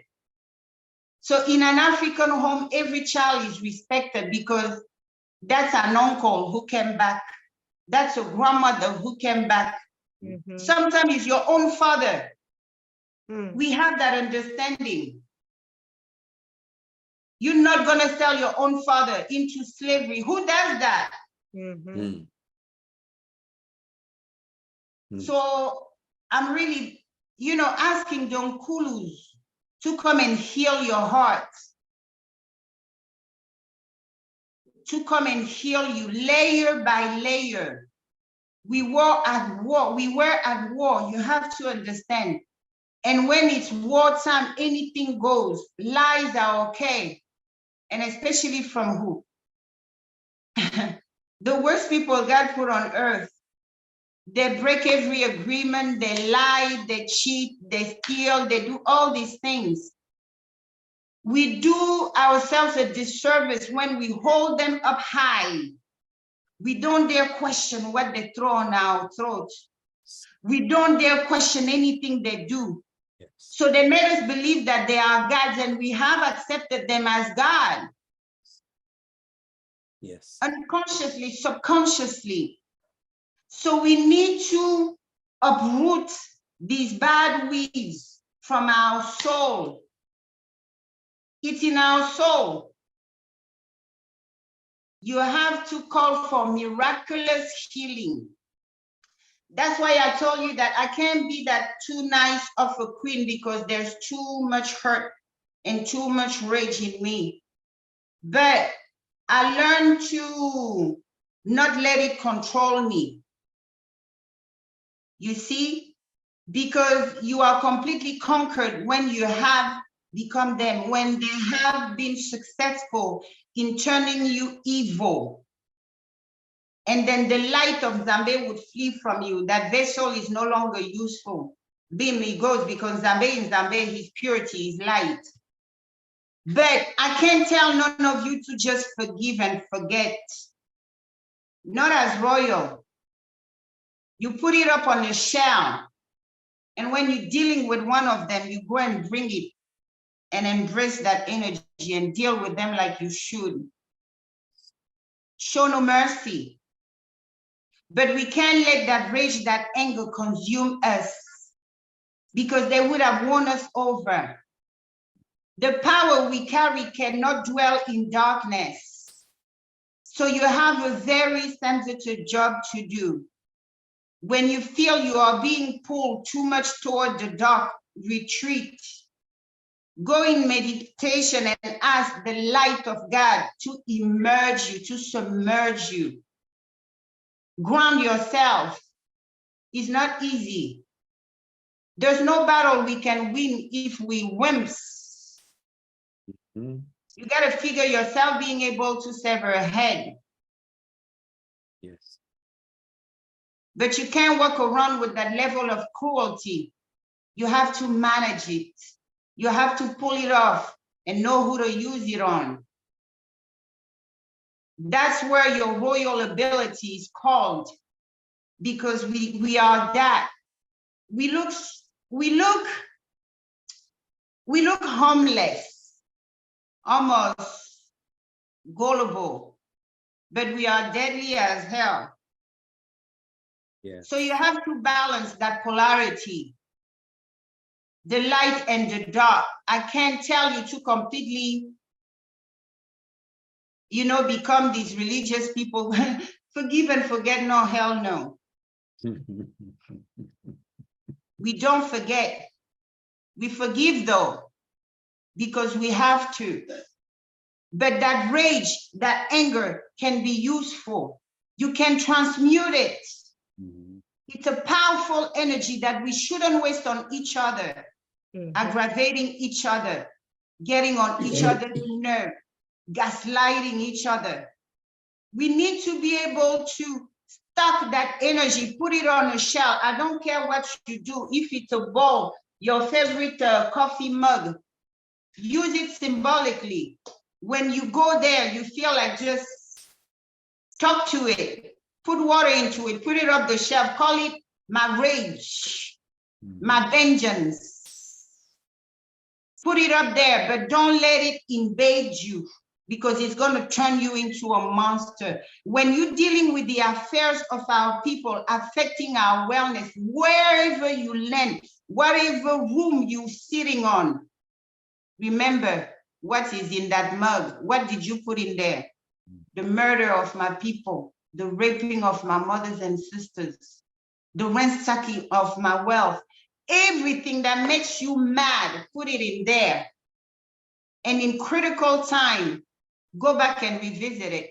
If you are home, get your mug before you go talk to them. Embrace that rage, but don't carry it around. That's all I can tell you. Know that you come from powerful, you know, people who never back down. We collect one of the journal they left behind. My uncle said that when our people started speaking their language and we translated, that guy, that explorer, was saying that we never seen people like that who don't back down in front of danger. They were asking for more ammunition from their crown. Wow. They said, the more of them you kill, the more of them come after you. Wow. This is who we are. You just didn't come wherever they took you and be a docile. If you look in the history of our ancestors, they resisted. Why? Because they left us fighting. Yes. So they knew you had to fight them. Okay, my people, we must heal. All of us must heal. Yes. As the royal, the true royals, we must heal from that loss. And it pains my heart when I see what they have meant of our people. I look at our children, I'm like, these are the people our ancestors died for. Because they believe in us. And we have to pick up the hatchet where they drop it at and carry on. Our kings, they had the technology, they had the ability to disappear and teleport to a safer location. Why didn't they use that? Why didn't they deploy it? They had to fight to death. That's what kings do. And that's what our kings did. And you have to know that those who were able to escape battles because they teleported somewhere, but they didn't leave, they took their own life. Because when you wake up and find out the very same people God entrusted you to watch over, they're all gone. Something terrible happened, you couldn't protect them. You wouldn't want to live another day. And that's what they did. They took their own lives. So walk around proud. When confused, when you feel lost, when you feel attacked, that people are just ganging up on you, call on that bloodshed. It's a weapon. Your kings died so that you can live, so that the covenant stays intact, so that the word of God on us gets fulfilled. Invoke that blood, not the blood of Jesus. Thank you. Thank you. Yes. The kings that they put over you died so you can live. So when they come after you, call on that blood. Raging blood of my ancestors shed for my sake. You died so I would be free. I'm here, these people are hunting me down like an animal. Shelter me. No ticket, no police pulling you over, nothing. Go back to your root, please. Okay, my people. Basseh. Powerful, powerful Nti. Powerful. You know, Nabi, please hold, remember your thought, hold it, okay? Because we do want to present questions and we're going to end the Zoom session. But we want to present questions to Nti. and to Elder if he has a little bit more time to share with us. But I did want to say quickly, tagging on to what Nti was saying, you know, we have been indoctrinated, Nti, for so many years to believe that Africans sold Africans. And there are so many people that stand on that for truth. And I find this very interesting that now they're trying to change the narrative by saying that the slave ships and everything. Never happened altogether. Yes, okay. And then they want to say they don't want to teach it in school because they don't want a bad light shed upon America. They don't want that, you know, that image, okay? So they're trying to shut all that down. Now we have proof that the slave trade happened. There's proof, but they want to shut it down. They're coming out and they're trying to say that African Americans were indigenous to this land. If I was indigenous to this land, why have you labeled me African American? So you clearly said that I came from Africa. It angers me too, Nti, to hear them speak against Africa, to speak against our brothers and sisters on the continent of Africa. It angers me. I am African. I was born here in the United States, but this is not my roots. This is not where I'm from. I am African and I'm ready to go back home. And I will stand, I will fight. I'm sorry, I don't mean to be so loud, but I will fight against anyone who wants to say that I or they are not from Africa. Look at yourself in the mirror. Look at the melanation that is upon you. You are African. You are not indigenous to this land. Your ancestors fought for you. As Nti said, I don't know of anyone that will sell their children. They fought for you. They died for you. And you are separating yourself from them. How dare you? You're listening to these Europeans. They have lied all this time. What make you think they're going to tell you the truth? What? This needs to end. Don't you see they don't want us to unite? Don't you see they don't want us to come together? It's more of us than it is of them. If we unite, our power will return. It will be the end of them. Unity is our weapon. I am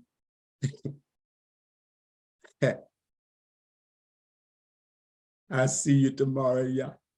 I see you. Do not apologize for what you just said. Do not apologize. I'm not. You're speaking the truth. Do not. I am not. I am not going to apologize. Thank you. I'm just frustrated and I'm angry with seeing and hearing my own brothers and sisters speak against our family on the continent of Africa. It has to stop. We have to remove the mentality of the white man. We have to. They taught us what they wanted us to know in the schools. And it was the grandfather of Bill Gates who initiated public schools,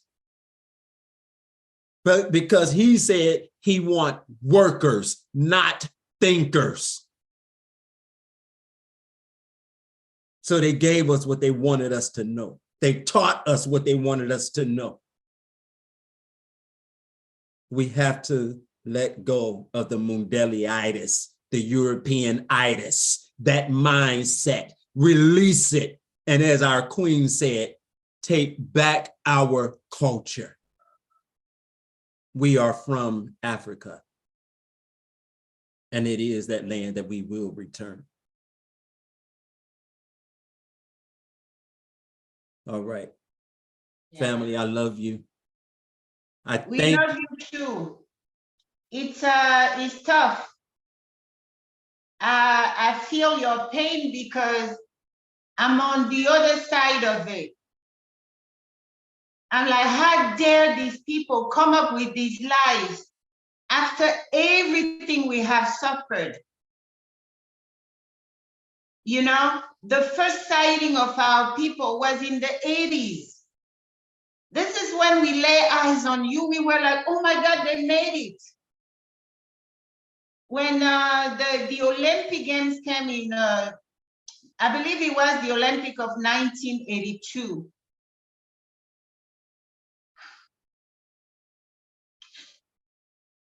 My grandparents were sitting on the screen naming them.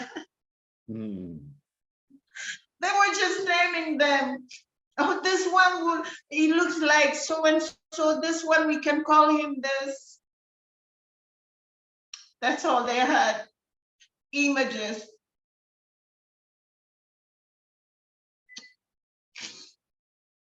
But there's something in me that tells me that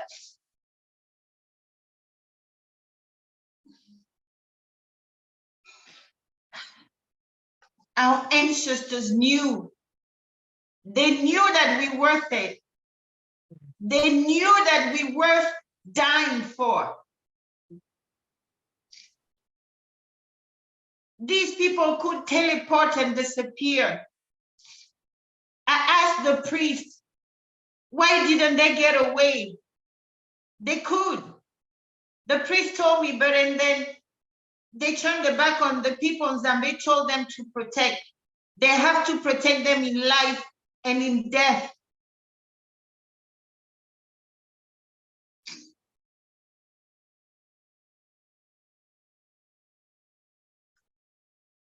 They knew we're capable. They knew we worth dying for. And we're gonna do just that. We're gonna give their soul rest. Because you see what happened? As long as we're killing each other, they're not resting. They have to avenge each other's death in the spirit, because that's the law. You shed somebody's child's blood, and then his Nkulu's come and shed your blood. All that energy can be guided at the enemy. They knew we worth it, no doubt about it.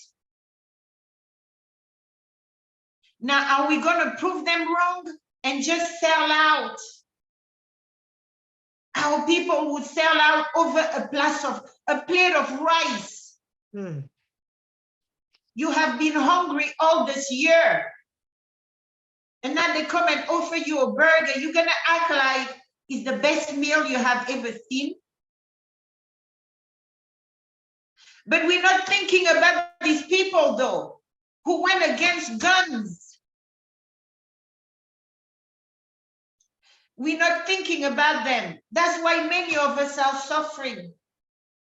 Because we're not these savages. We have laws, we have decrees over our heads. Whether we know they exist or not, they affect us. We're not savages. We covenanted. Zambe knows each one of our tribes. So it means we can't really get away with doing evil. Some people do evil and go on and on and on until the time Zambe has set for them to stop the evil and be punished. His children, he doesn't let you go, not even a mile. You commit evil today, you're going to get pulled over by a police. They're going to kill you. It was the case of our son, Mike Brown. Did you see in the video, the old Indian papa, he went and robbed the store and brutalize him. Down the street, he met with his death. These are us. Some people who commit evil for a lifetime and get away with it, because Zambia has given them a longer rope to hang themselves and hang anybody who comes after them.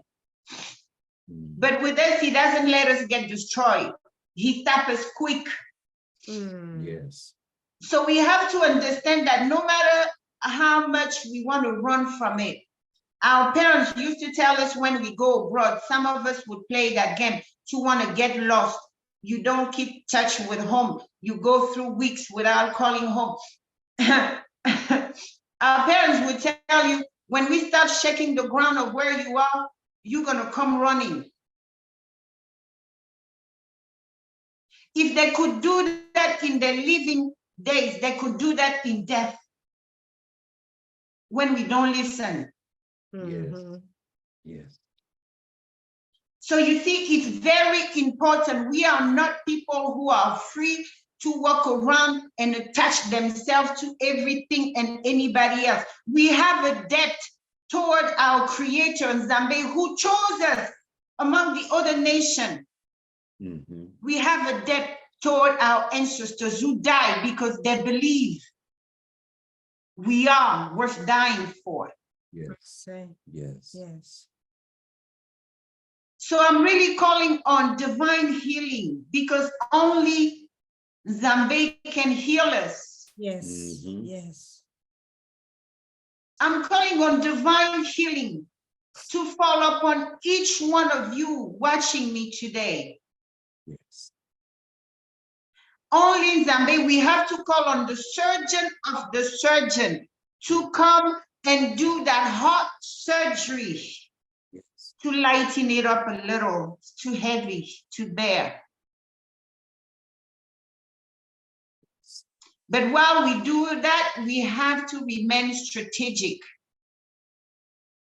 We have to think forward. When I was little, my grandfather taught me something I'm going to teach you guys.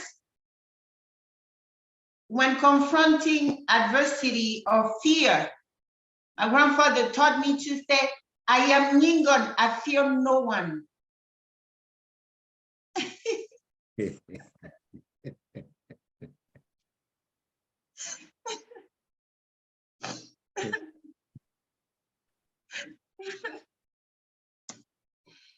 So he said like a mantra for me, right? When I have to be brave. When I tell that to myself 3 times, I'm ready to tear anybody up. Do you hear me? Like a piece of paper.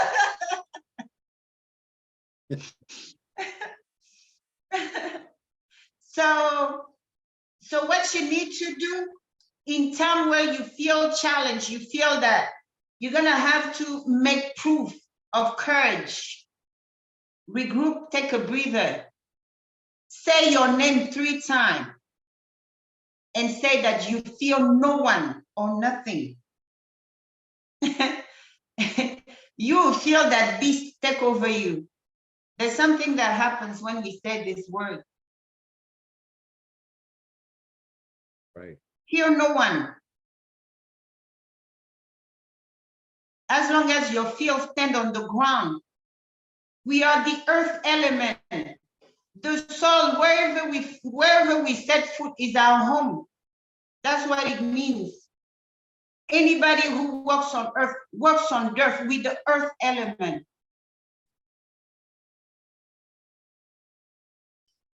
So activate your powers, and we have to heal.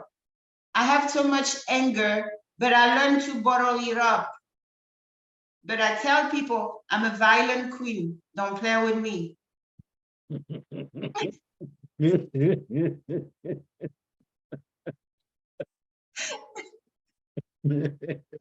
Queen, don't play.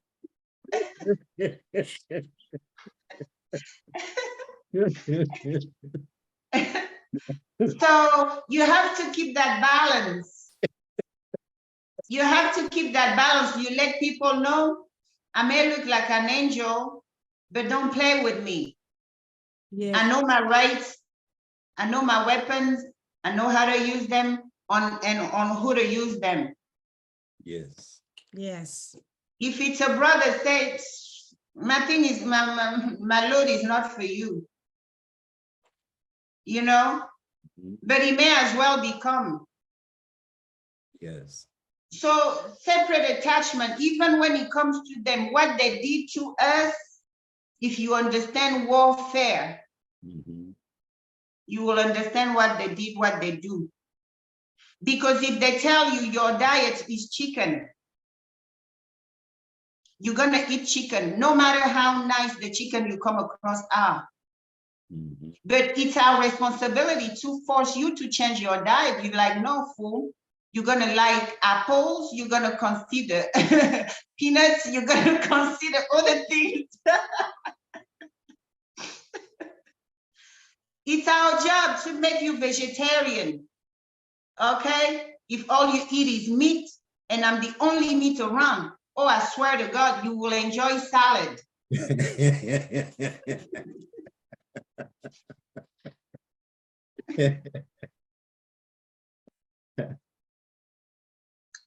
So that's what it is. I really want our children to heal. You just have to deprogram. Know that your fathers fought for you. Know that your mothers fought for you. And you already vowed that you're going to continue their battle. So what the hell? Oh man, this is good. This is good. Yes. Man, very emotional. You know, I felt the pain, the hurt. We're some hurt people. We've been through a lot, but yet we're still here. We're still standing. We are a mystery to many people. They don't understand. They don't know why, how. All of us, African, spirit of the earth, are still standing after what we have been through and yet still going through. They don't understand why and how are these people still surviving. I tell you, for those of you that don't know, you are gods. You don't kill gods. You don't kill gods, and it's only now they realize that for us, the Bantu, we've always had that wisdom. You don't destroy power. That's why our parents, they are forced to raise the children on case figure. If you have a child who seems to be like violent, he killed a thing in a heartbeat, that's your mercenary. So you start molding him. You say, you are called to protect your brothers and sisters. You start introducing him to weapons and you start teaching him what to kill and what not to kill. So you have to see in there that somebody, an ancestor who was a mercenary, came back to protect the family. So you see, you have to survive them based on our wisdom. We can't try to fight them using their weapons. Right. That's right. We have to go back to what we have. The most potent weapon we have is spiritual. And it requires us maintaining a high level of purity so that we still continue having access to these divine weapons. So you have to take pride in who you are. When these thoughts are like crossing your mind, because I was very skeptical when they told me I'm the crown queen of my generation. My question to them was like, what kind of crown are we talking about? I remember my first question is it true that you guys sold our people? That was my question when I initiated and went on the other side. Because me, myself, I was brainwashed to believe. My mom, my dad, it was taboo. They would not reveal to us who we truly were. But my grandfather was training me on the cool. He would tell me things like, never leave an enemy alive behind you. Mm. And my grandmother would, don't teach them that, don't teach them that. He would tell us that when you find your brother fight and he's holding the head, rush and hold the feet.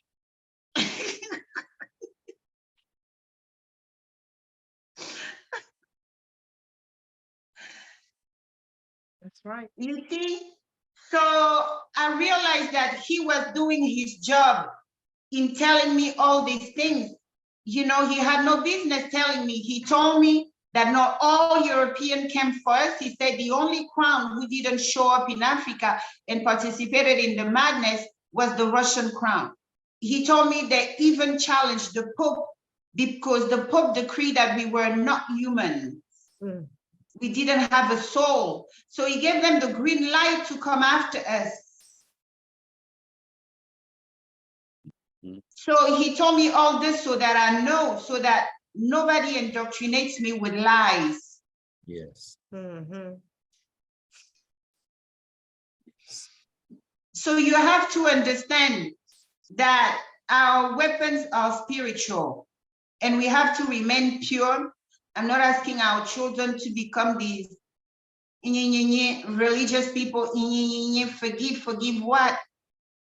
Have you asked for forgiveness to begin with?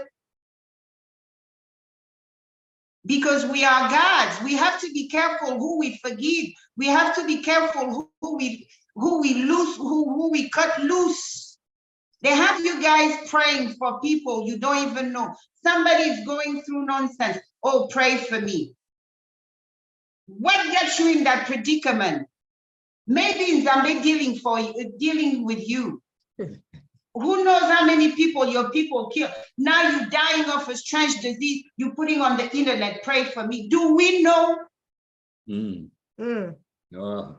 But they know they have descendants of kings and priests and high priestess out there who don't even know who they are. So when they lift up that voice to the Creator, the wish is granted. Mm. This is how we cut loose. The people on Kulu are binded in the spirit. The people on Kulus are, terrorizing, beating, but we don't know who we are. They told us that we should pray for our enemies. So you see our people pray.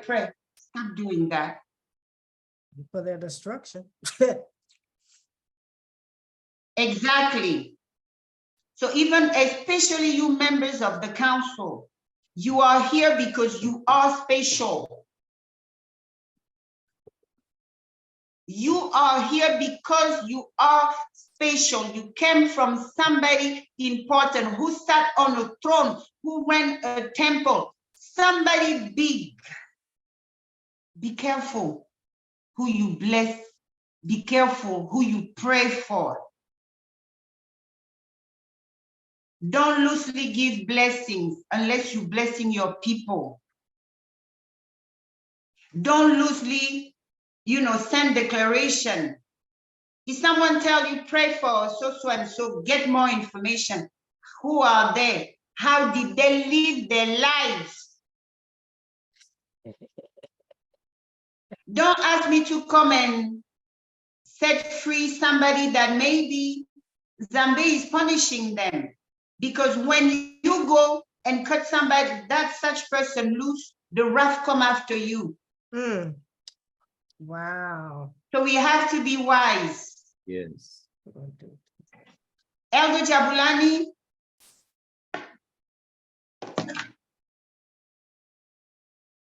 Is Elder still there? Yes, he is. Yeah, I'm still here.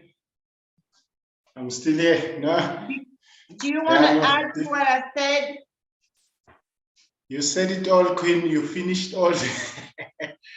Yeah, it was a healing service, and I believe the message has gone to all our children out there that royal blood fights until the end, And all that are chosen by the Tanzania, are chosen based on the heart.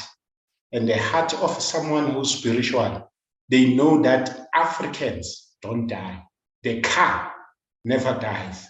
So it's only the dust. We just get out of the dust, we go and join the ancestors. So there will be never any reason why we would give up or sell our children. And we know true wealth. This paper, that's why we're going to crash the paper, because we know that this paper is not true wealth.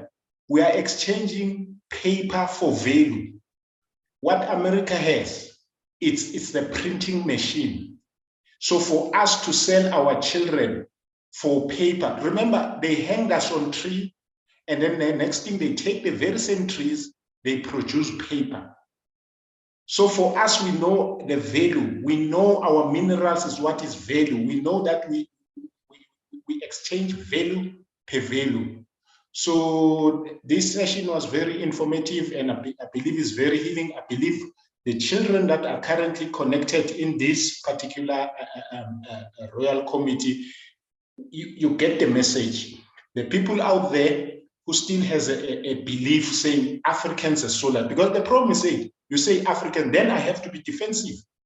If you say Africans are soldiers, then I become defensive to say, how can you say Africans as soldiers? Because even currently now there is a video that was shared, 71,000 girls that have been sent out in America, you know? So if those girls are told African Americans as soldiers, it will be very, you will be defensive as well. You will say, no, there is a specific group of people that are involved for this particular crime. So we, as the children of the Most High, we have to understand how the enemy operates. He wants to divide us. He wants to divide us. As soon as we start to unite, it becomes very scary. Because imagine we're about, let's say we're about 1.5 billion. Imagine the 1.5 billion united. There's nothing they can do against. Remember, another thing, the melanin gives us superior spiritual power. We are able, look, 24 hours has not ended. Case number 1, judgment is happening. 24 hours before it's finished, case number 1 is happening. So the main reason that they disconnected us from our ancestor, they know once we put them spirit to spirit, there's nothing they can do. So we want our land. The judgments are going to come. We need every inch of land that was stolen. In Europe, we expect the same thing to happen. Those are our lands. Japan, China, everywhere where there is a land, those lands were given to us. So I hope this topic today, it will heal many of us, that we as royals, we do not sell our own. We fight until death. Yes, Basseh. Thank you, Elder. Thank you, Queen. This has been very, very enlightening. And we're going to get ready to end it here now. I know this has been a long session for social media, so we may end up splitting it up in two. We'll have to see. And we're going to end it here, but we're going to go to our questions. We have some questions here for the elder and also for Queen Ngningone as well, I see here. But before we end it, you all, I would like to reiterate what Elder Jabulani has said. He said a mouthful. And I was sitting here telling Manzambi, it doesn't make sense. It doesn't make sense. We sold our people for what? A trinket? For what? It's really telling the world that we are worth nothing. Yes, we had the gold, the diamond. Because even if it's $1, they sold you for. And Africa is sitting on nothing. The kingdoms all just so happen to have disappeared, except the white-looking people, Kingdom Morocco. They didn't sell us for what? We had everything. We had all the riches. So what was there to sell? What was the exchange? What could they give us when we had all the riches? Mansa Musa that corrupted the economy over there for giving out gold. Just like they're currently taking the minerals and they force loans on African nation. Now we're sitting on all the minerals, but they go around saying, oh, we're so poor that we need to loan money from them. It is because those chiefs, remember, transition to political powers. Now they're presidents and so forth and so on, that is still continuing the status quo to allow the colonizers to take advantage of the people and the land and the resources there. That's what it was about. That's the point that I was making. There was no exchange. They came in, they came, they saw, they stole. They came, they saw, they killed, and they stole. They wanted our resources. That's what they wanted. We're going to get into it more to talk about our system of what they said about enslavement. It is not what they have, the chattel enslavement. We're going to talk about that. We didn't have time to do it today to show how it's nothing like what they said.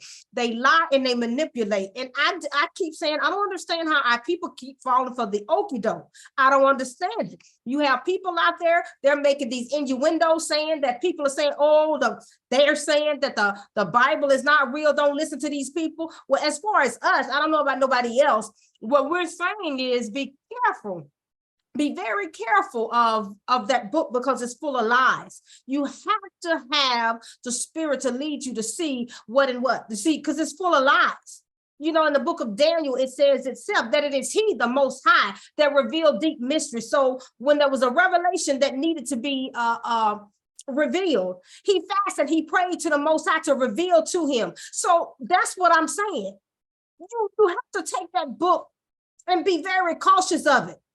Queen just explained to you all, they had us saying, oh, pray for your enemy and those that despitefully misuse you. When they're continuously doing it, it's as if you're in an abusive relationship, a woman is in an abusive relationship, and he's constantly beating her, but she's saying, I'm sorry, I forgive you.